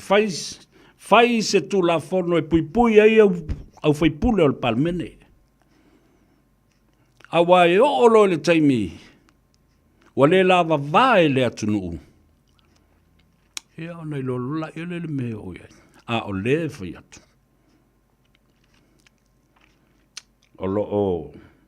Olo pēa le fua. Ma ono sai pēa, ma tau ma whai e tausi le vāle lei, ma wha tupu le file mu. Ai ata ngata nei, o tai o le tunu. Eo mai e tutu le afi. Gaslighters. Gaslighting the people. Talo whai. O Samoa o le au mamala. O le manuki ale nā e tau peupe lo patua, e te mai e ia. Ma tau muli ai lava, le anganga o le tama. Se I vanga nā o Samoa ma whaali le mea moni ma le mea miotonu. Le nā, ia vela ua langa ngi fo I o le au hamai. E vai oli mongi kala kakao sa vea, fo mau alu I moi oe e whaasala lau, solo whaasala lau a suu se mbaia le lei te lua pingi. Ai fa mai sa wale ato sa vea. Fai le mea le na, ai whaasa le lau ato, ai pu ele TV, ese I mahi mo.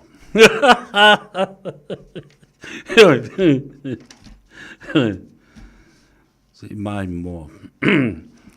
Ta longa mi tua fai whale, ta longa. Ta lo fai. Ia le na, to a tele o tau le ata toso mai ta tonu. Ta toso mai, ta toso mai, ta toso mai ta tonu. Soso mai, soso mai. Le nala, li poti matau tia muri le na leo sau nei. I tua a o malo lo ia le mea. O tātou wo mai la ia le mea le tā ua tele. A whai la tātou te o e whaitau I le tula whono. O le Crimes Act.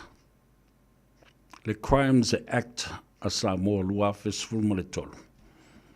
E ta tau o na mo lia o mai I la tau ia e moli mau pepelo, perjury, and impeached them as well. O le mele leo, lewa angina mai lunga I. Tele mori mau, e whai whata longa le vai. E ula, it is also a contempt of court to being perjury. A silsila ia. E karie isi leo leo. Au isi leo leo, wa oba le tailua se fulu tausanga o ngā rurua I. Ai awhasiri atu iai le lo ia. I don't know. Tele loa se mea. Yeah. What do you mean you don't know? I don't remember. E se le mata ngā ma le mata utia upu nei. E whai ne tingata o loa na. E leo whalea ngā. A o lo mo moli atu le atu no umalana whaafonga anga. Tu ai ngā tape nanga la ia. O tu ai ngā tape nanga la ia. E whai le mele. Pe a whai o le o e whaalango lango le to o tele o le lātou whai numera. O moli mauni. O na ala i lea. Ka whewhe. Le na e whai mai ua whawhau e Sam le moli mau a Marie. Le ai. Le au to e tala no a Marie la tau ia. Lea ua to e tala no a Marie I le taimi I le lua se fulu minute lea na te atu nei. O se mea matautia. Ia. Tu ai pēla ia leo isi morianga o Samuelu po fpulea I po ai tonu ala to me na whai. A o leo establish mua. Sa iai whatasi Marie ma Samuelu I le no whanga na oti e tu au. I le pō na tupu ai le whanawelawe. Wala. Whatu fo I e fiu. Mai o tonu foi. O le nganga o le atua o lea na musuia le tamaitai. Yoe. Le nganga o le atua. Musuia le tamaitai. Marie, vai lo talavou. Wa mea mata ngala wali I o whai ati oe. Au te leo popole foi. Pole ale tūlanga o iai ia le whamsinonga. A o ai na soli le tula whono ai. A ua talawhea ngai le whai unga le whamsinonga ai te tau. Ona whaasala le tangata ua wha mao nia lana soli ngā tula whono whai le nā mo I tātou. Whai le nā mo I tātou.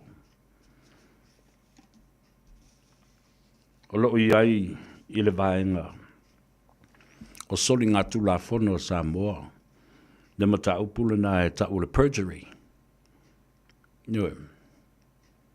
O le perjury, o lou whao popo, ma lou whawhao, ma lou tango toe, ma mono sisi vaenga I ia la ai le o sau moli mautustusia a ua uma o na si i eilo lima ba e tau tō i luma le tusi pa ia o le fionga pa ia le atua. Mea le nā e tau o le moli mau pepelo ma le moli mau fafau. E ta tau o na loka ai i la tau ia whaia le mele. O na toi tuturi lola ia le lo ia ma whātu ei. Ai whawhea le mea lea e winga le mea lea. Ai o lea le tali e isi.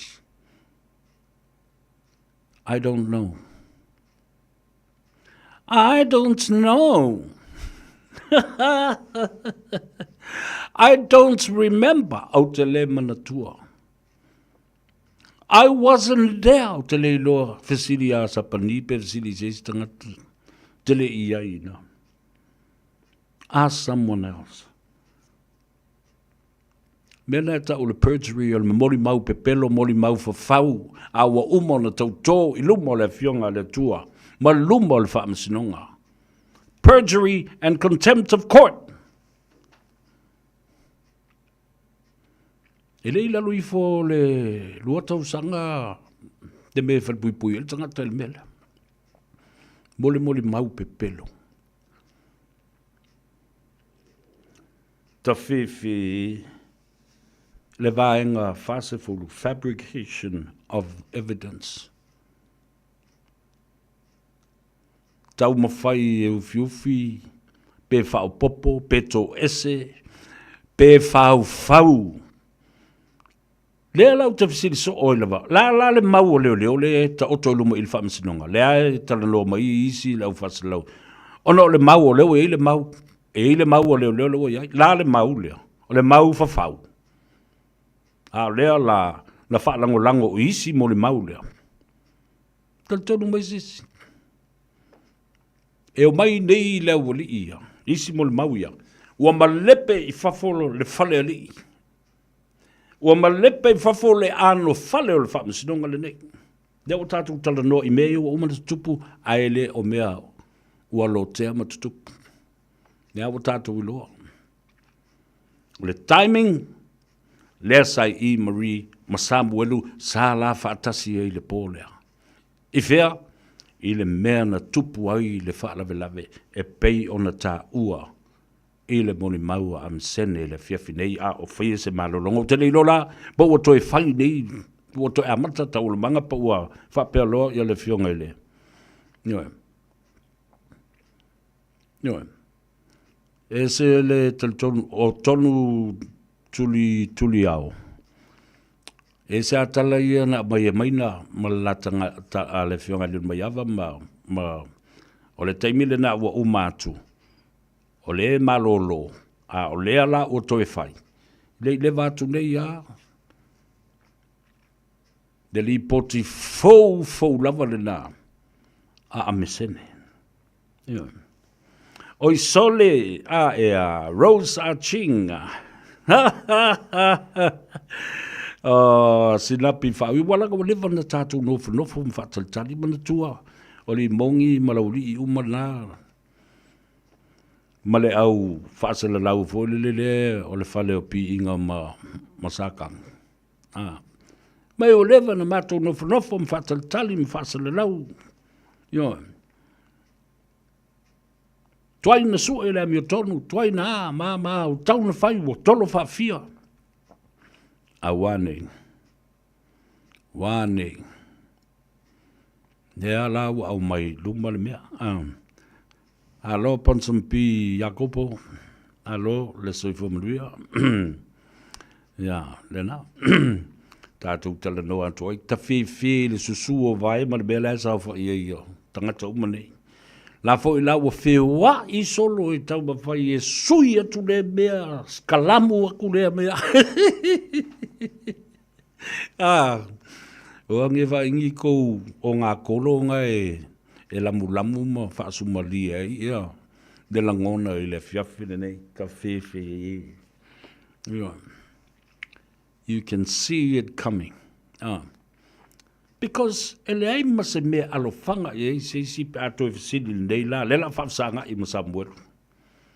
Te tonu al whamasino whapena malisi tū maltangata le laumanu ia na watu le tupe. Seli, fiel kupe ngai ku kama leo. E fia. E iwa afe pes fulu lima afe pe fia. Fia ngā mai e povi ar kama leo. Ia watu romo si vai, fore whakuru me ngā e whaali si vai.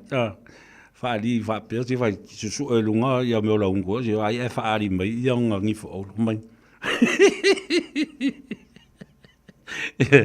Ti mai sei poelo waka where pikole e ilo. E ilo. Ia lo ngifo o se ngifo o lo a kopo se afa ngifo po se kwaka ngifo. E fier ka o le mea. E wa e koe susu e koe runga. Rapipi me $500. E susu e koe runga lisi me $400. Okay. Nā mea maalia. Whatu i fo i le umio na whaata mo e ma whaata vale ma wha ngā solo le mea le. E whaka kolu vai asu. A maka longa emo mai mōri fo le. Alert. Lapata inga. Al mea oi le whai le titun mai te au share. Ngā le share lava mai tango e.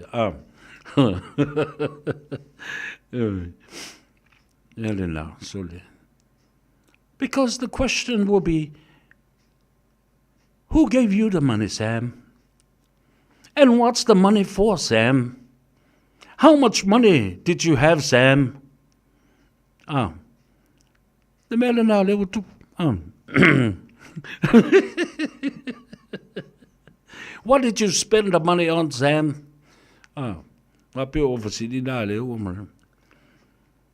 Where did the money was given to you? Was it at his home, Sam? Or in his car, Sam? Or at the bank, Sam? Well, it was whena watu tupe a early. If you tupe na tu momoitu. If I fear na watu tupe. Ato e tau sao a mea ato e Sam. Ia le tu ai ngā whanga. Le 45 Colt pistol.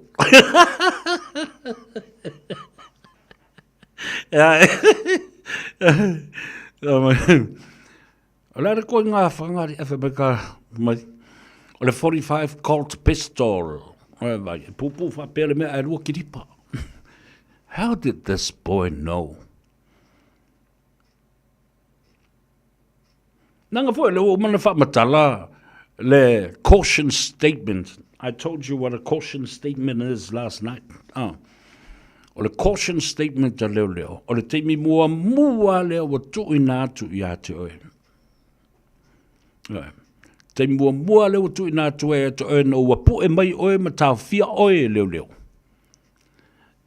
O le a vanoa lea. O le a whai ai sau whaamtalanga. A toa lava. Ai pule foi oe. A wa o le a whaita watu e leo i ate oe. Aua i ate tau. Le la tātou toi fo i tua. La tātou toi fo i tua toi wha manino i a te oe. Ia le me tau o le caution statement a leo ma oe. Nana maua mai a oe po e mai lo ma oe. Ia na matulola ia le o le ia tau. They read you your rights. You are being detained and arrested. O le o tau fia mo sai tia nei oe. I le aso le nei, i le ale teimi le nei. O whea no whanga lea, wara, sei tia nei oe. Ma o le atu ina atu le avanoa i atu e whai ai sau caution statement. O le caution statement nā lea, o le avanoa leo e whamatala ai au ai atau. Ma tu ina atu ai le avanoa. The first ever opportunity given to you by the police, reading you your rights. O na pule leo oe, pe e te wala au a whai e te underage, sfulu walu tausanga, te wala au wha mulmole whailou ta mapo, lau te napo, o stangata matua sa. Ina ia no fo yo wau tafa, ma whalongolongo. A whai fo e te mana o e wala au lau lo i e sau. Because the police will allow you to have access to that. And you have the right to call for an independent legal advisor. Eila wa ia tau I lalo caution statement lea. E te wala awai I le lo ia e fio mai. whaalongolongo a se a wha mai a lo ia pule e te tautala, whaile tala, a wha belo ia e pule e le isau tala e whaia, na e le whaia leo se tala, ona e ngu fo i la ia leo o e pe ona, ia i lea ia te tau. I lalo le tula fono wha vai le atunu. Yo, aisea, langa o le caution statement lea, o lo a fia ai ma le wha upunga fo i le te wha longo i ai, whai mai so o lava leo, e manatua o lawa ia tau e te tau talai, o lawa ia tau foi e te ngungu ai e te le fia ta ua i leo se mea e whasiringi ai oe. Aisea, anything you do or say might be used by the police against your defense. And it could be used against you in the court of law. O a me tautalai, a hoa fui me te ngungu ai. E ono whaao ngā i se teimi mulimuli ane, e le teimi e su e ai le mata upu whaasanga i ate oe. Ma mōri anga i o whaasanga i ate oe. Yalan lai ta all caution statement. Whafonga fui lai. I mea o tula i mai mori maua leo ia e pei e ula i le whaamsinonga. E tali e isi taimi, ia toi whetā ngisi isi taimi. Al vasili lai tula i mai. E, lai mo kangi e o elele.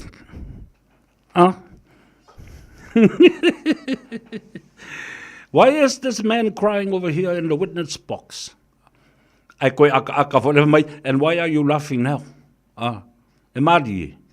Se me maadi e me re whai. O le kaukala ngoi le oki o le kangaka. Mo le whai kaukala ngoi I mori mau o le ufinga I kangaka o isi kangaka. O le kaukala ngoi I le mele whawhauinga I kangaka o ngi mori mau. Inga ia whaasao o isi kangaka. A le lau kako kalingoa, wa maka o sau I lunga le mea. E mau ki ngoa ai, e ia le mea ngakupu. Ai e le mea ua salu I lalo. O le fala. E ia le kupe lea a fia le mea lea. E ia povi e umai I le mea lea.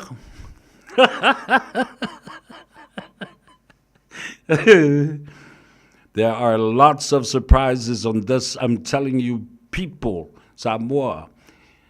Tele ole au koso ku le mea lea. Yo. Ale fai mai lau ni e fai mai.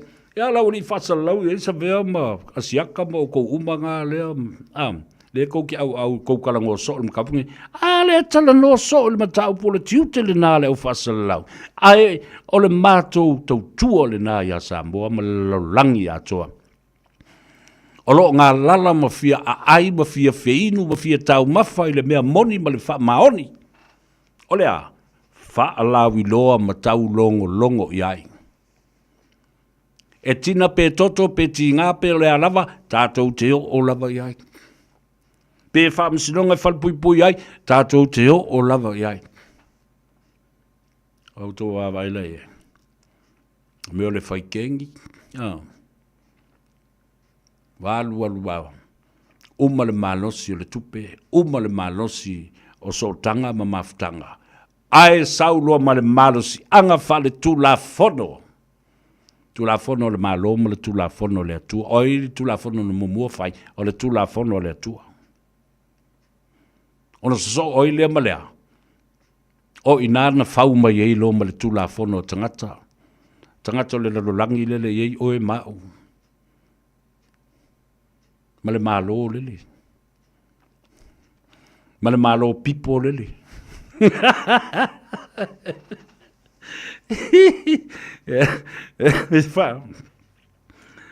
Tau wha ma avenga I lo ma fau.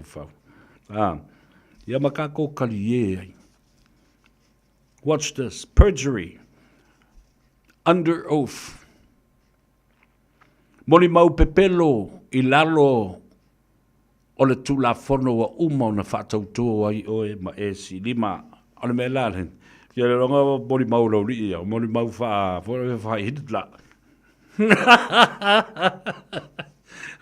E oso ku I whakawhaka. Pera kau kalake fo le se mea. Ya. Ole me ole ku olo lima lunga I le. Ai si ile si o lima kau makau. Perjury under oath.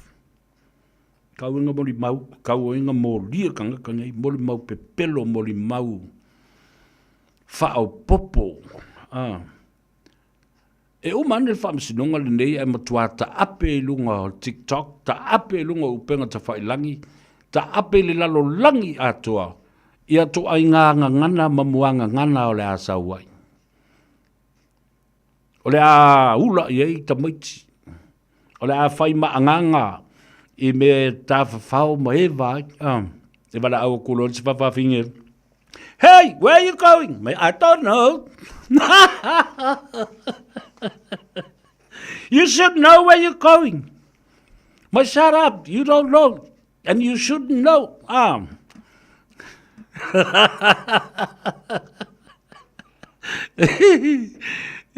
Sila umatu lunga. Yang kau fakula lai. Hey, remember. Get us some suka, What's the sugar? I don't remember. Fakusole. Falling on my. Imana onga tu mau tangata ni malaku kari.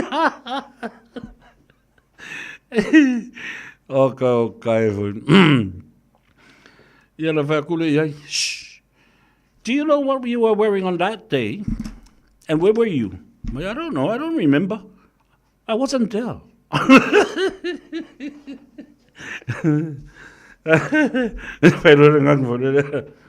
Where are we? Where? Oh, it's solid cafe. Where are you, sir? Where? Okay.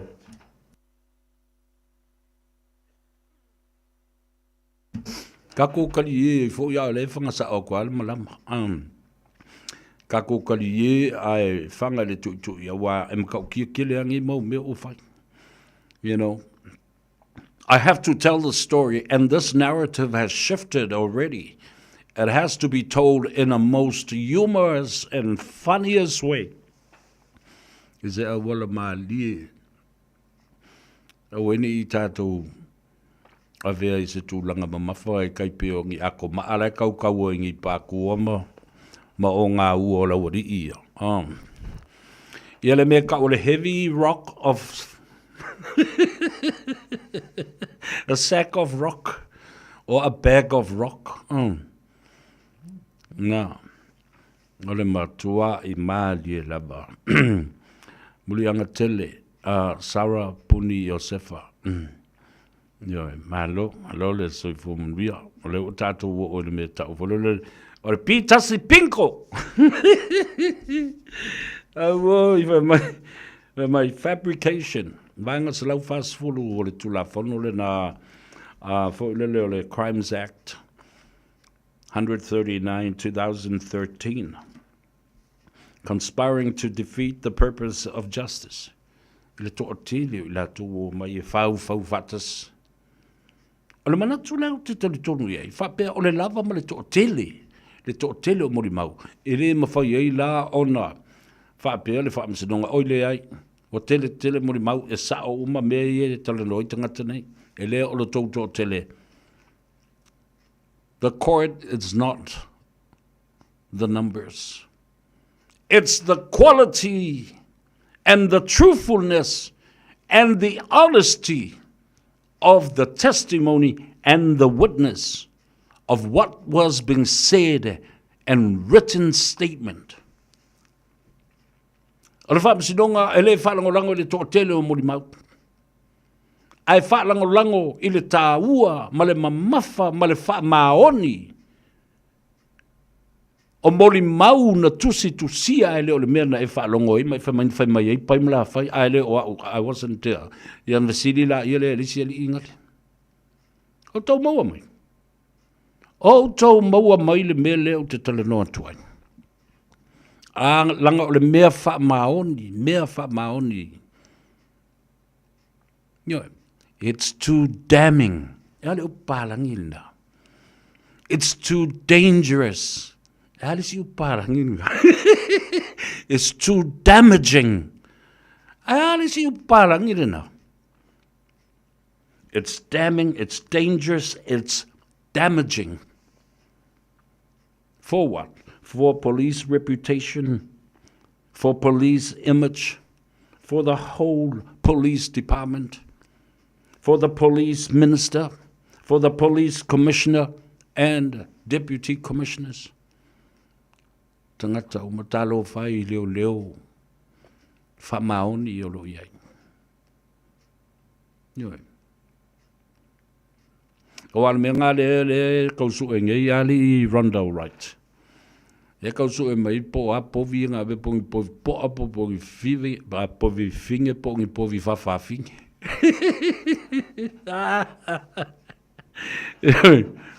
Pongi povi fo I whai seu, a ongi povi whai seu, o povi ngā e whai ai kongo. A o povi rengi seu, I o povi ngā e rengi whai ai. I o wawul tala nā le matuta mā sa whai. Whamatala I le matuta mā. Le whai ngā wō lea, le whai wō o mai I le whai ngā wō lea. Whai ngā wō, ale le iona ma le alope. Lea o kou wawa I alope e o amakanga.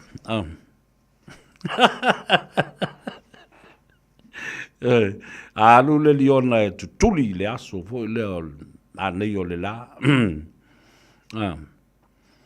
Ia, saulo ma se ulu o se povi. Po o se... Ia sauloa, a umana whao ngā le tino. Ia o nā avelola ia leo le ulu o le povi ia vei teu, po le pulu po le a. E avela I lana wō le alope wa le alope. Ia, na paua leo le manu e poto te le e tau whaavalea. Ma whaia na tifinga I le liona. Ana whaia tu lola ia le iai. Whatu lo leo liona iai. Alope, lope, sau. Ia, vai sau whaspovina le, ai ene alole, avele ulu le tā povi na nā whanle. Tā. Ia.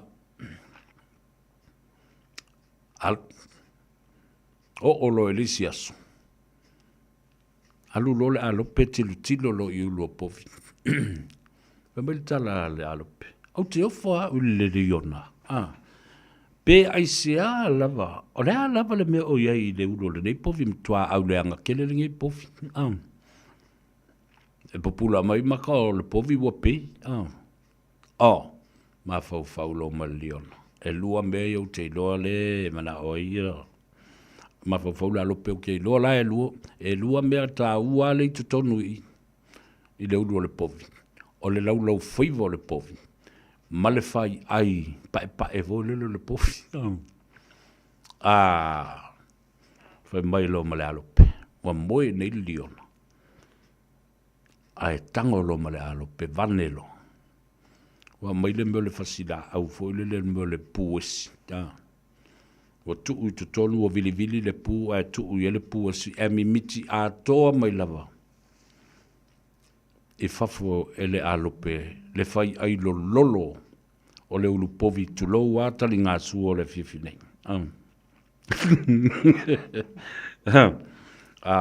Le awa vili mai le court, le o taun ma la tātou e tale pesi, ai se I tali ia le tātou li poti mai tonu o le tātou fale whamasino ai mo le taimi mulbuli I le a fifinei.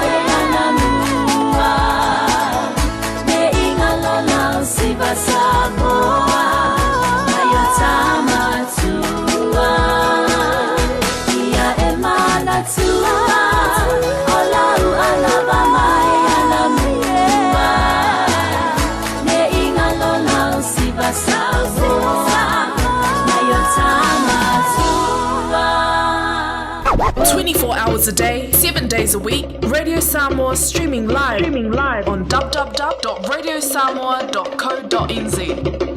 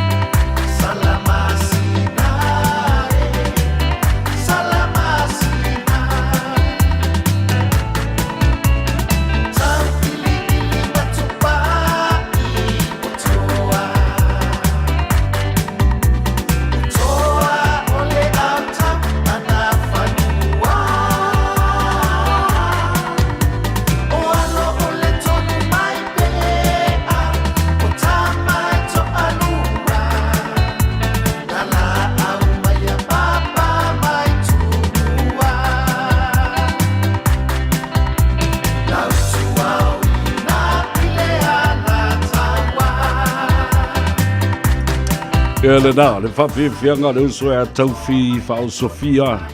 E le au undanga ma le tautua a le a tau savea ma le nganga ifo o Faiva. Oi ta whiwhi e Samoa e.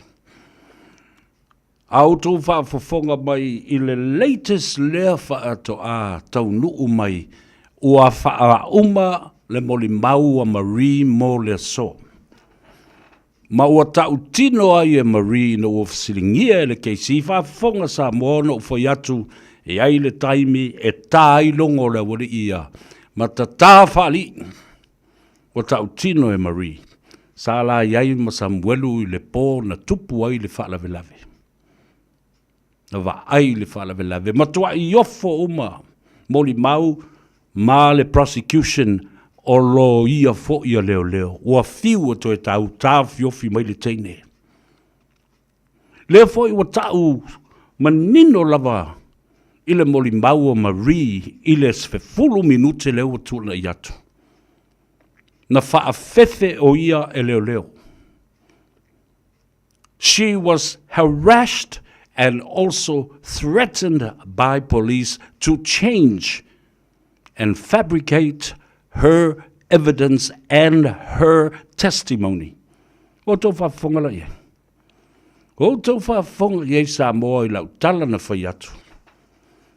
I whainga tangata, e ufi ai se isi tangata, o nā le tau me maua le nei tangata, a o lea, o sei tia a toa o mai o tau, i le polonga sa tani, mana me whai, whaate volo.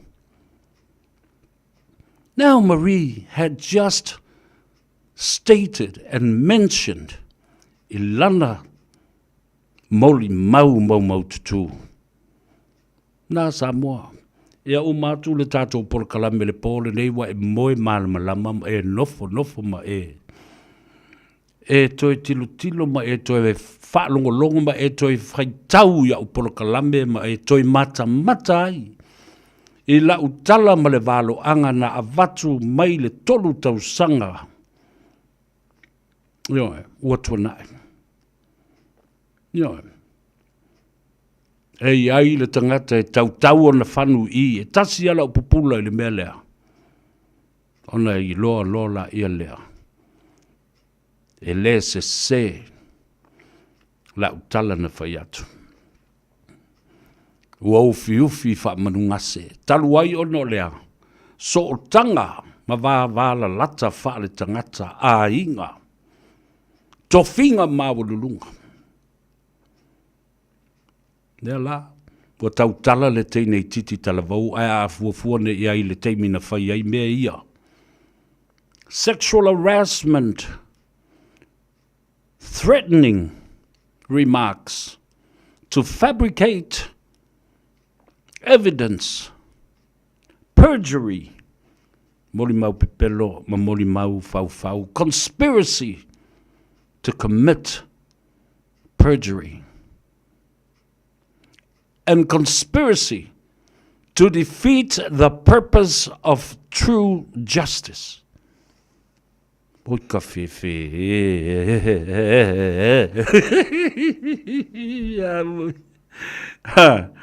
What a turn of events.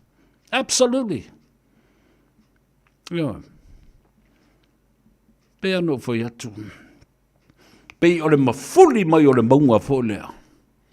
Fatu mo ile alu le pu ole alia fo le mea le na tupune. Tasi alfa si maa na matana pa u mai masolo mai.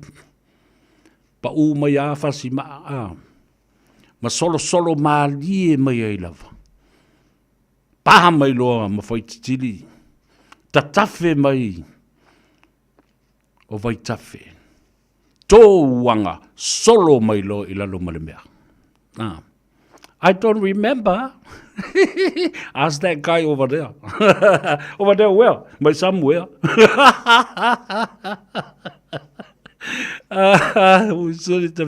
Se kufarga por kalame. Yeah. Tu fale tato por kalame. Awa, ole mbele na ole watu lai mai nei. La foi la le si mele watu lai mai nei, le fa mai maunga. Leo ua au mai le talo sanga ale lo ia o le keisia Samuelu, Lauli, Sivai, Leo, Marie, mafpuleai. Ta wala atu i le whamasino sili o ia le nā o lae whaatumutumu i ai whaatasi maisilo i a leitu o le prosecution.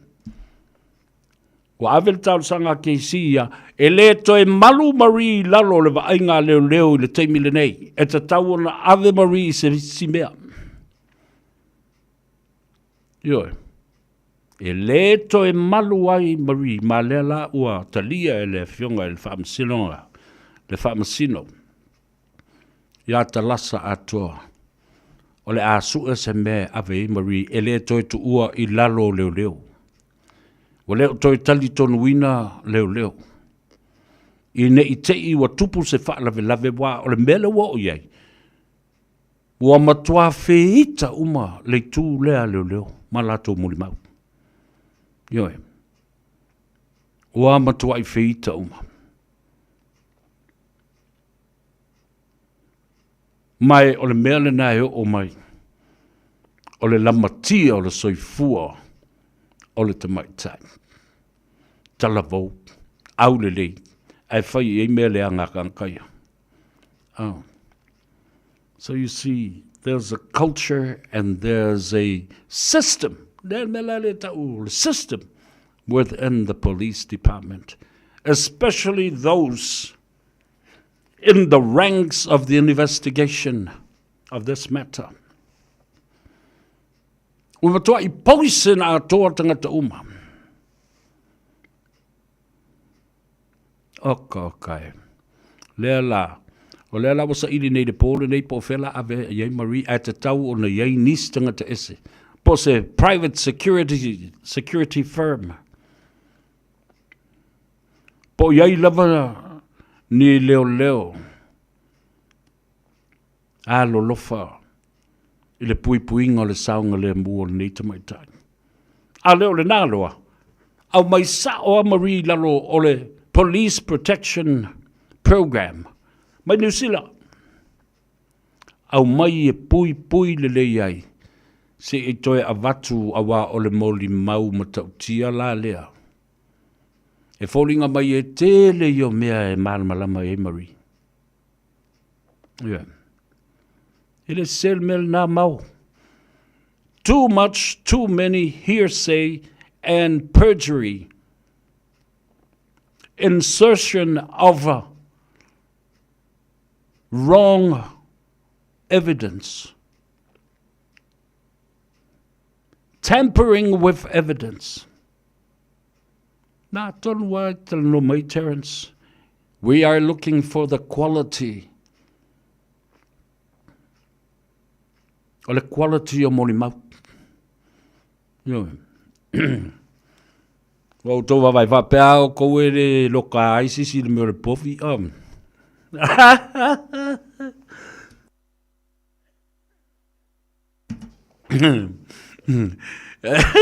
E va pea o ko e loka aisi si o ko le pofi. Ma le pasika a pasi ai vo ia a vo le a assembly le nga su solo ma ala ki solo ia la ua Marie. Ya nga paulo le me a fode si kama e fa ki e langa fui ku.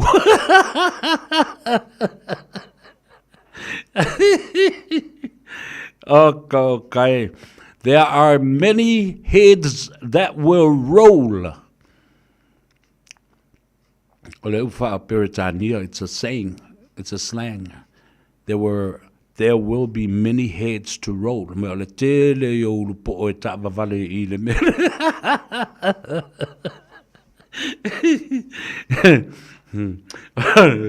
Ta fifi ko kile ngi ka ole me kalangwai. Yeah. Kala Alex the Great. Ali brother. Nga la ya. Fe la le sa o le pa o isi mo ni mabu le la fa sa nei. Mai o la tala le na. If I was the judge, fa manga lo mai o pa fa ya va tu so lango na fa pena o la u lava le na ya tau. O te tau lona whaamuta uma, ia. Awa, ia lo lofa, I isi mo le mau e lea, la mai ne, o isi mo le mau perjury ina. Le wala o mai toi whao popo I le mea ta o le mori mau whawhau ma le mori mau pepelo. Ia, awa uma le tau tō I lalo le, o le tuspa ia ma. Swearing under oath, testifying under oath. Awa a whai e la uma mea na, o no wingo le ko kele fo ngā le o perjury e la uma fo I kangu malana. La ua koe malau whaasala la u lea a le whale o Samoa o le pi inga. O le whale o sa kangi mo pi inga. Au oi. Ia le na. Nga le pinko ale ua pinko whaafia li silo makua e whe maikala le sko inga. Le whakua pinko ale anga ua ka ue mariri mea mo. La utala sa o na le na whai atuan la le while tātou porkala.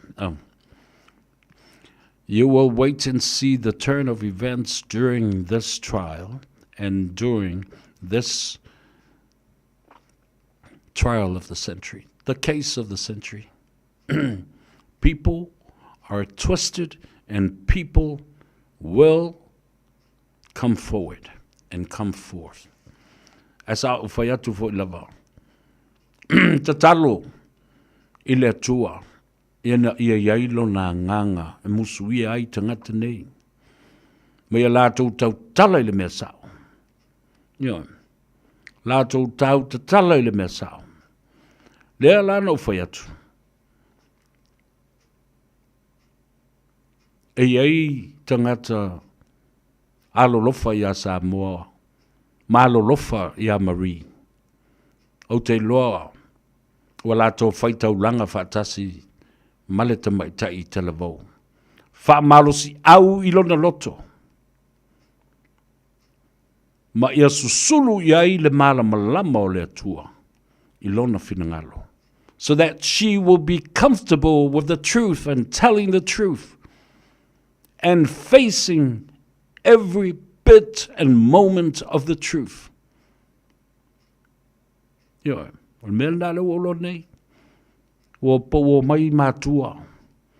Wo te talo mafusi la tama. Ma te alo lofa ia te oe le maa whawhine. Le maa tama wha pele pele. Po a mea o tu tupu mai. Ia ea lofa ia te oe ma ia ea lofa ia ma ua o matua, ma o uso, ma o tuangane. Ia lofa le whaiwhi au lele o sa vali mai ma whawa. Ma lo mai. A lofa le whalitua le whaiwhi au lele o tangi. O loi mata o le malingi o le lofa ia te oe. O na whaase se leo lau mori mau. E nei tangata. E whaasao oi I lātou. Ai toso oi le whalipuipui. Ale eisau mea na whaia. Marie, ma fau le lei. Niwe. Ma fau le lei. O le mea na leo o tupu Samoa. O le mea moni a leo o tupu. Tu fal tātou por kalame, sei wha longo Samoa, male atunu, o male lalo langi atoa. Mantua, tātou te leo talanoa I ni mea lele, yo o il whaamsong, leo tātou talanoa, le mea leo tula I mai nei a Marie, ma ua tau e Marie, yo e sa maa iei ma Samuel. Yo e na la mafuta ma Samuel u le po, le mea na tupu el whala vila. Yo e sa Whaia mea valea, lisi leo ia tea. O te leilo la, lisi whaipule leo ta uai. I lea whianga lea. Toi tali Marie, I oe sa whaafewhea o suila o muli mau. Oka e whaafetai I lea tua o whaalia lea mi o tonu o nei. A whawhine. Yeah. O ke pole ai lua se mau, a semu. A sambu, e koso o fo le malenga. E koso o ma. Io e male mea tonu ale tauna whai a Samuel. Tau ana apalai lo I le vaenga leo le tu la fono, le whawai mai le afe valu se lau ono se fulu ma leono. Habeas corpus. Se tangata o loka pea. A o lea whato a whai le su enga. O le mata upu na lokai. A le fo wai loa atu lava. Ala le na leo lo foi atu Samoa. E leo whapea, ma tautala whapea se tangata. Na te le I whaia se experience, pe na te le I loa se experience, ni mata upu lo loto whapea, o loto a ia I se tangata. Whawhena, tautala Sam, te mi umai whamai Sam, I mongi sau ka whawsanga, I ma ka whingau ulu malmea ngai. Aisa me leo mangawa sau. Samoa. E iai ni tangata whape nei lātou te tala pe pelo, e le ini o lātou sotanga, I tangata I oro o whai o lātou whinaunga, matua inga, e ma whai o nga ngana mai whapea. No, Samuelu is so consistent. Is so consistent. O le mea na talanoa I Samuelu nei, toi talanoa I tau, toi talanoa to whailisi aso, e le suia. Wa waila lena toi ave nei toi su e na ua fasiringi e le keisi. Nā menga lua kou le su e ai. Ia le moli mau o Samuelu masi vai. A fe mei na mātou osu su e istangata na whai mai na whaalongo o a.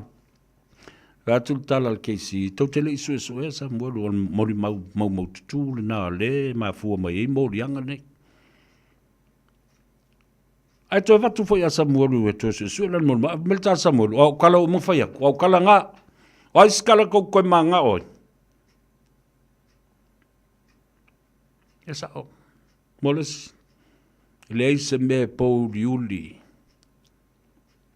ma pongi sama pua oi le sila fanga le tua ele no foi tu lava o le taimi le tua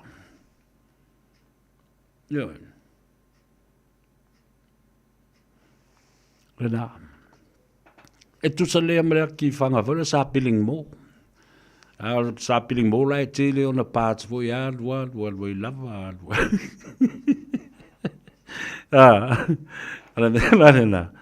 I told you. E le taimi o lea tua. Ma le taimi fo i leo lea tua, leo ua whaama. Ma ape mai mea e o lava le malo. E o lava I le malo ma le pale mene o Samoa. Ma ape. A o le tō whapa ia le atua. E toi wha mau popo mai lo nu. E toi wha tu lai mai lo nu. Ioe. O le mea le nā. Ai toi wha tu lai mai whawhia. E toi whatu lai mai e ala. I le pālota lea lau tele o la tātou wō nei ai. La tātou wō tāle pese lea ma ilo pen mai. A leo wawai ato toi vili mai fo I Samoa e inisi suinga la ua tilo e I Samoa. E lo fai kakala I olo fai a o kou, I o kou o a o kou malmalama le li,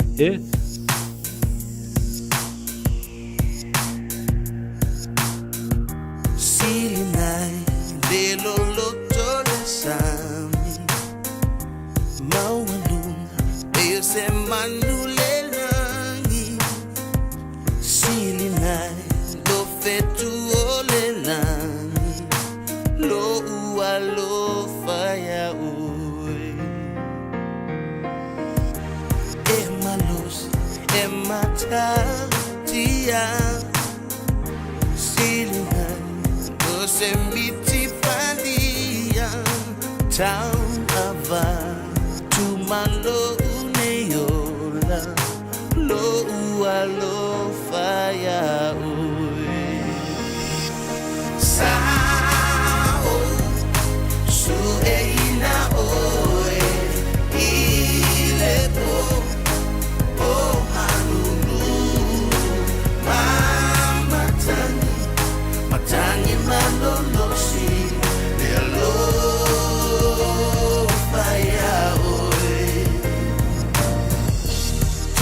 Time sana lo uneola Pese af le bumbu o le alofa vai ile tusio le ola lo alofa ya oi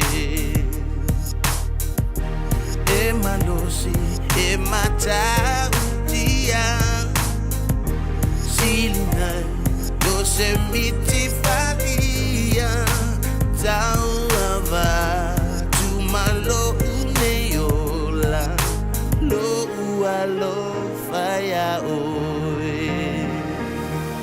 Sao, Sueina Oe, Ilepo, O Hanulu, Mama Tani.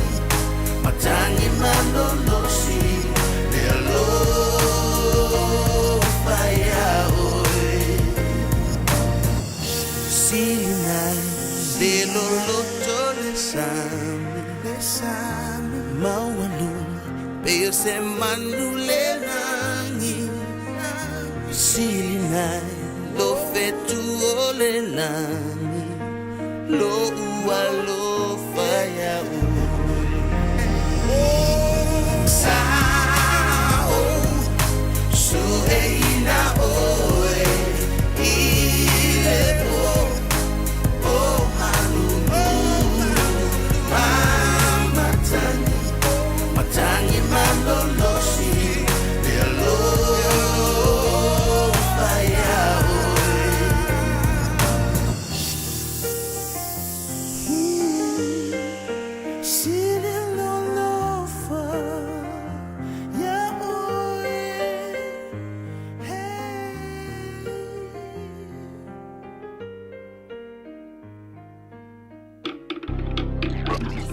Alo e whaafonga le tautua mo oile si ufonga o Samoa le radio Samoa sifuru lima I vatolu a moi au kilani. Samoa o le maalia I o le mea lai tupu nei o lea le tale pese lea a lea fiso tai mai I o le tātou sui mai tonu o le potu whaamasino. I le taimi lai titi lea whatoa umai o na whaia le tali a Marie mai a I oe ina le whaafefe ina o ia e leo leo. Malona iai I o ma Samuelu le mea na tupu aile. Na tā aila ia lea o sina malo longa e 5 minute. O le malo longa o le potu lena alu ne iei Marie for 15 minutes. E fo I mai Marie e toe a mata ia le turi ngā fesidia a le keisi. Ua nofo toi titi a tō le 2 minute. Ua le tautala na o le CEO ma le pula toa o Marie nei lava. Nei lava. Na o le pula loa ma le sila loa ile wha masino le keisi. Le se tala. Wa le tali. Fesili e tulo ma le keisi. O le potu lea na e malo loa tune ia I le recess lea fai nei 5 minute. O ai lai to tonu I o. Fai mai, tali Marie, o lo o iai leo I tonu I o. Fesili le keisi, nei lava. Le fata o manei ena sui le tali a Marie. Fesili le keisi. O leo nao lea ua lai ona e toi musu ma e manao e toi sui fo I lau moli mau.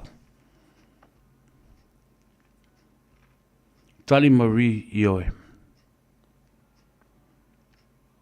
Lea la, o le atu ulo Marie lalo o le vava ainga, le ua tatalo atu le keisi. O le a whata tia I whapei I le moli mau o Marie, le ua mauti no le le. Wawai le whatua umana. Tu I fesiri, ai toi watu e malolo. Le whaia le malolonga. Ai watu ai toi puluki ane fo I isi leo. E toi sui la natali. Leo toi sau I luma nei lava. Ai fesiri lo le keisi, ai tau mai. O leo lai tono le potu leo na lai. Ona toi tau mawhai mai e sui lana moli mau. Walai ona le toi whaia sa natali. Ta fe. Ia lela o tu mai loa. Me o le wa inga lai e neil te mai tai o Marie. O lo no nofo whaatasi manisi o leo te mai tai e to o lua. A o lea la ua whai atu nei I le keisi ma te talo le whaamsinonga. Ia alo whangia e lau fionga le whaamsino. E tau o na tau fia Marie I lalo o le pule le whaamsinonga. Ma wa ai se no whanga malutia. e pui ai. Ia le soifua saunga le mua le tamaita. Ia le nā wala ngaka ko ori ai tātou tuli pēr le asua tai au ma tātou ma taupu awale mele o ilo atu nei.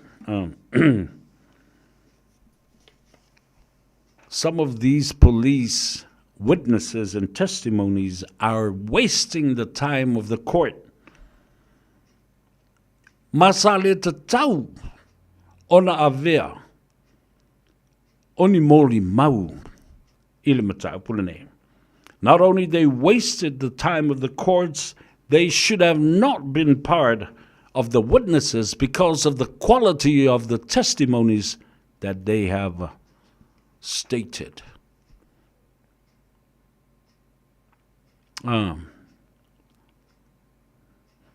Hello, Fai.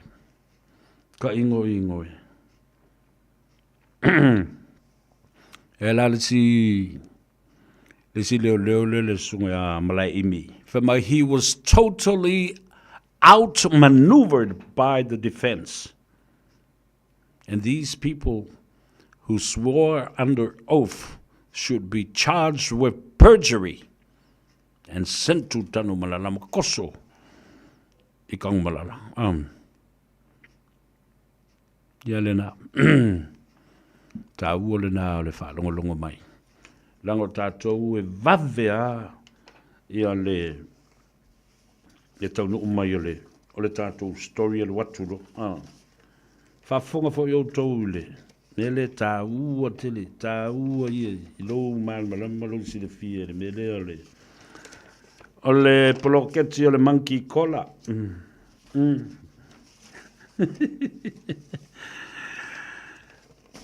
Now,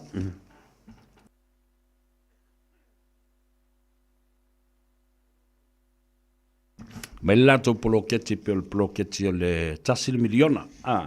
But let's break it down. Lima se lauta la lea mo le tangata i le tausanga. E le ilo le teimi le tausanga e tufai. Ava pea e lima se lau le tangata i le tausanga. Ona vai la i lea. E masina e sfulu ma le lua. I apa o aso fo i e tolu se lau ono sfulu ma le lima. O le tausanga. Ona ta'atia mai la ia leo whainumera nei. E wakulau lima se lau lea. Lima se lau tā lai le tausanga. E tusa le nā malou tutongi e fitu se furu ma le tolu sene i le aso. E lau lima se lau tā la lava le nā i le tausanga. A vai. I vai aso. E tu sa e mawailau lima tā la se fulu tasi sene i le vai aso. A whaila e vai i masina. E se fulu ma le lua o le tausanga. O lau tupe maua. E fās fulu tasi tā la. Ma le ono sfulu ma le ono sene. There you go. And that will be the first and the last time u tau talai i le poloketi o le manki kola. Le o tau whafonga mai ai.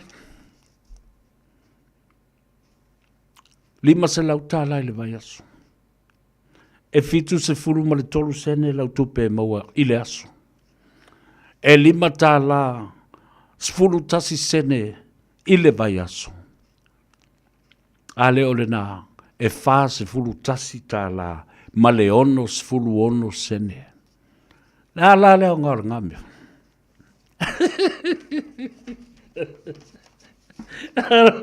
Kawa pela ko, iu kango kasi a, faise breakdown o le mea lea. Faise breakdown o le mta upule ina i silisila ma. Ya, fafta yatu.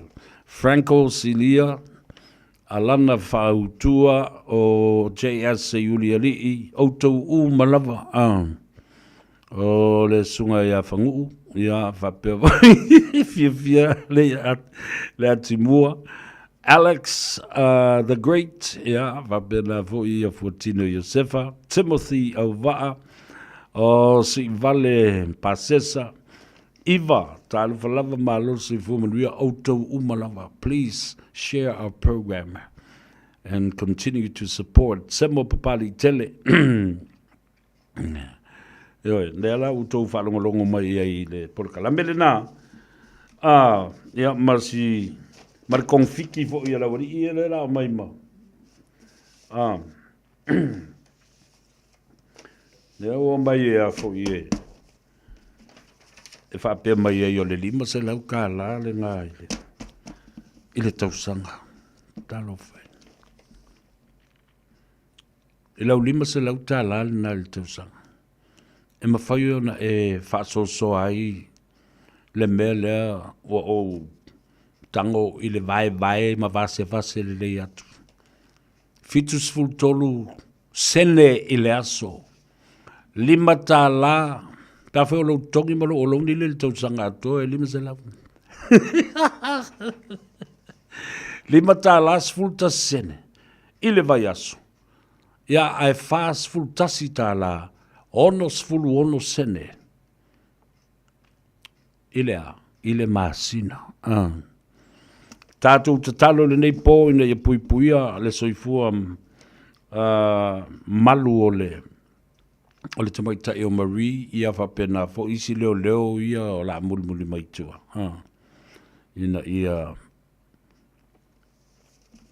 malutia lo lātou soifua, ia whapena fo, i ona lātou tau te tala masau noa matulei, i mea sao, o e se ia, o e se ia, ma me whaapolonga ai, nai o tau ainga, ma nai o tātou tangata, ai, whaiele mea mi o tonu i lumo le tua, ina ia, tātou wō sa sao ai, ole sunga ia sau seu si ufanua ia ole ave pasi le na ole va moe le ole asau tau te malanga ila tātou o su ele pese ale atau savea ole no foto tasi ia ko kiri anga ilo makukua mangai ko inga misi savea fa mole fa umoi foa fa umai falau por kala me i lau pese le na o le nofto tasi o faku vai ku lunga le vai se panga ia ai lo ko i ko kasinga o nga ma ki di e fa ngongoa fatalo fatu thank you Kalambeli Alipia ko ki fa le o kele mai ya lau likio le aso atai ta ua si o matu te mama tua o se pai o ni o le ngā luenga whaasa le lau. Le tō whai le li o le tū. La vea levi. Wa whai ilangi lana fōlanga. Ia leo whaasolo mai, ia i mātou. O le whanau e whaau au wina. Lea ngā luenga taulongo ia Samoa. Le ia tau o sa vea le ulua i la vea le nei. Alofa tele mo e wha mangalo fo i se leo ona. Tātou whei loa i le aso atai au.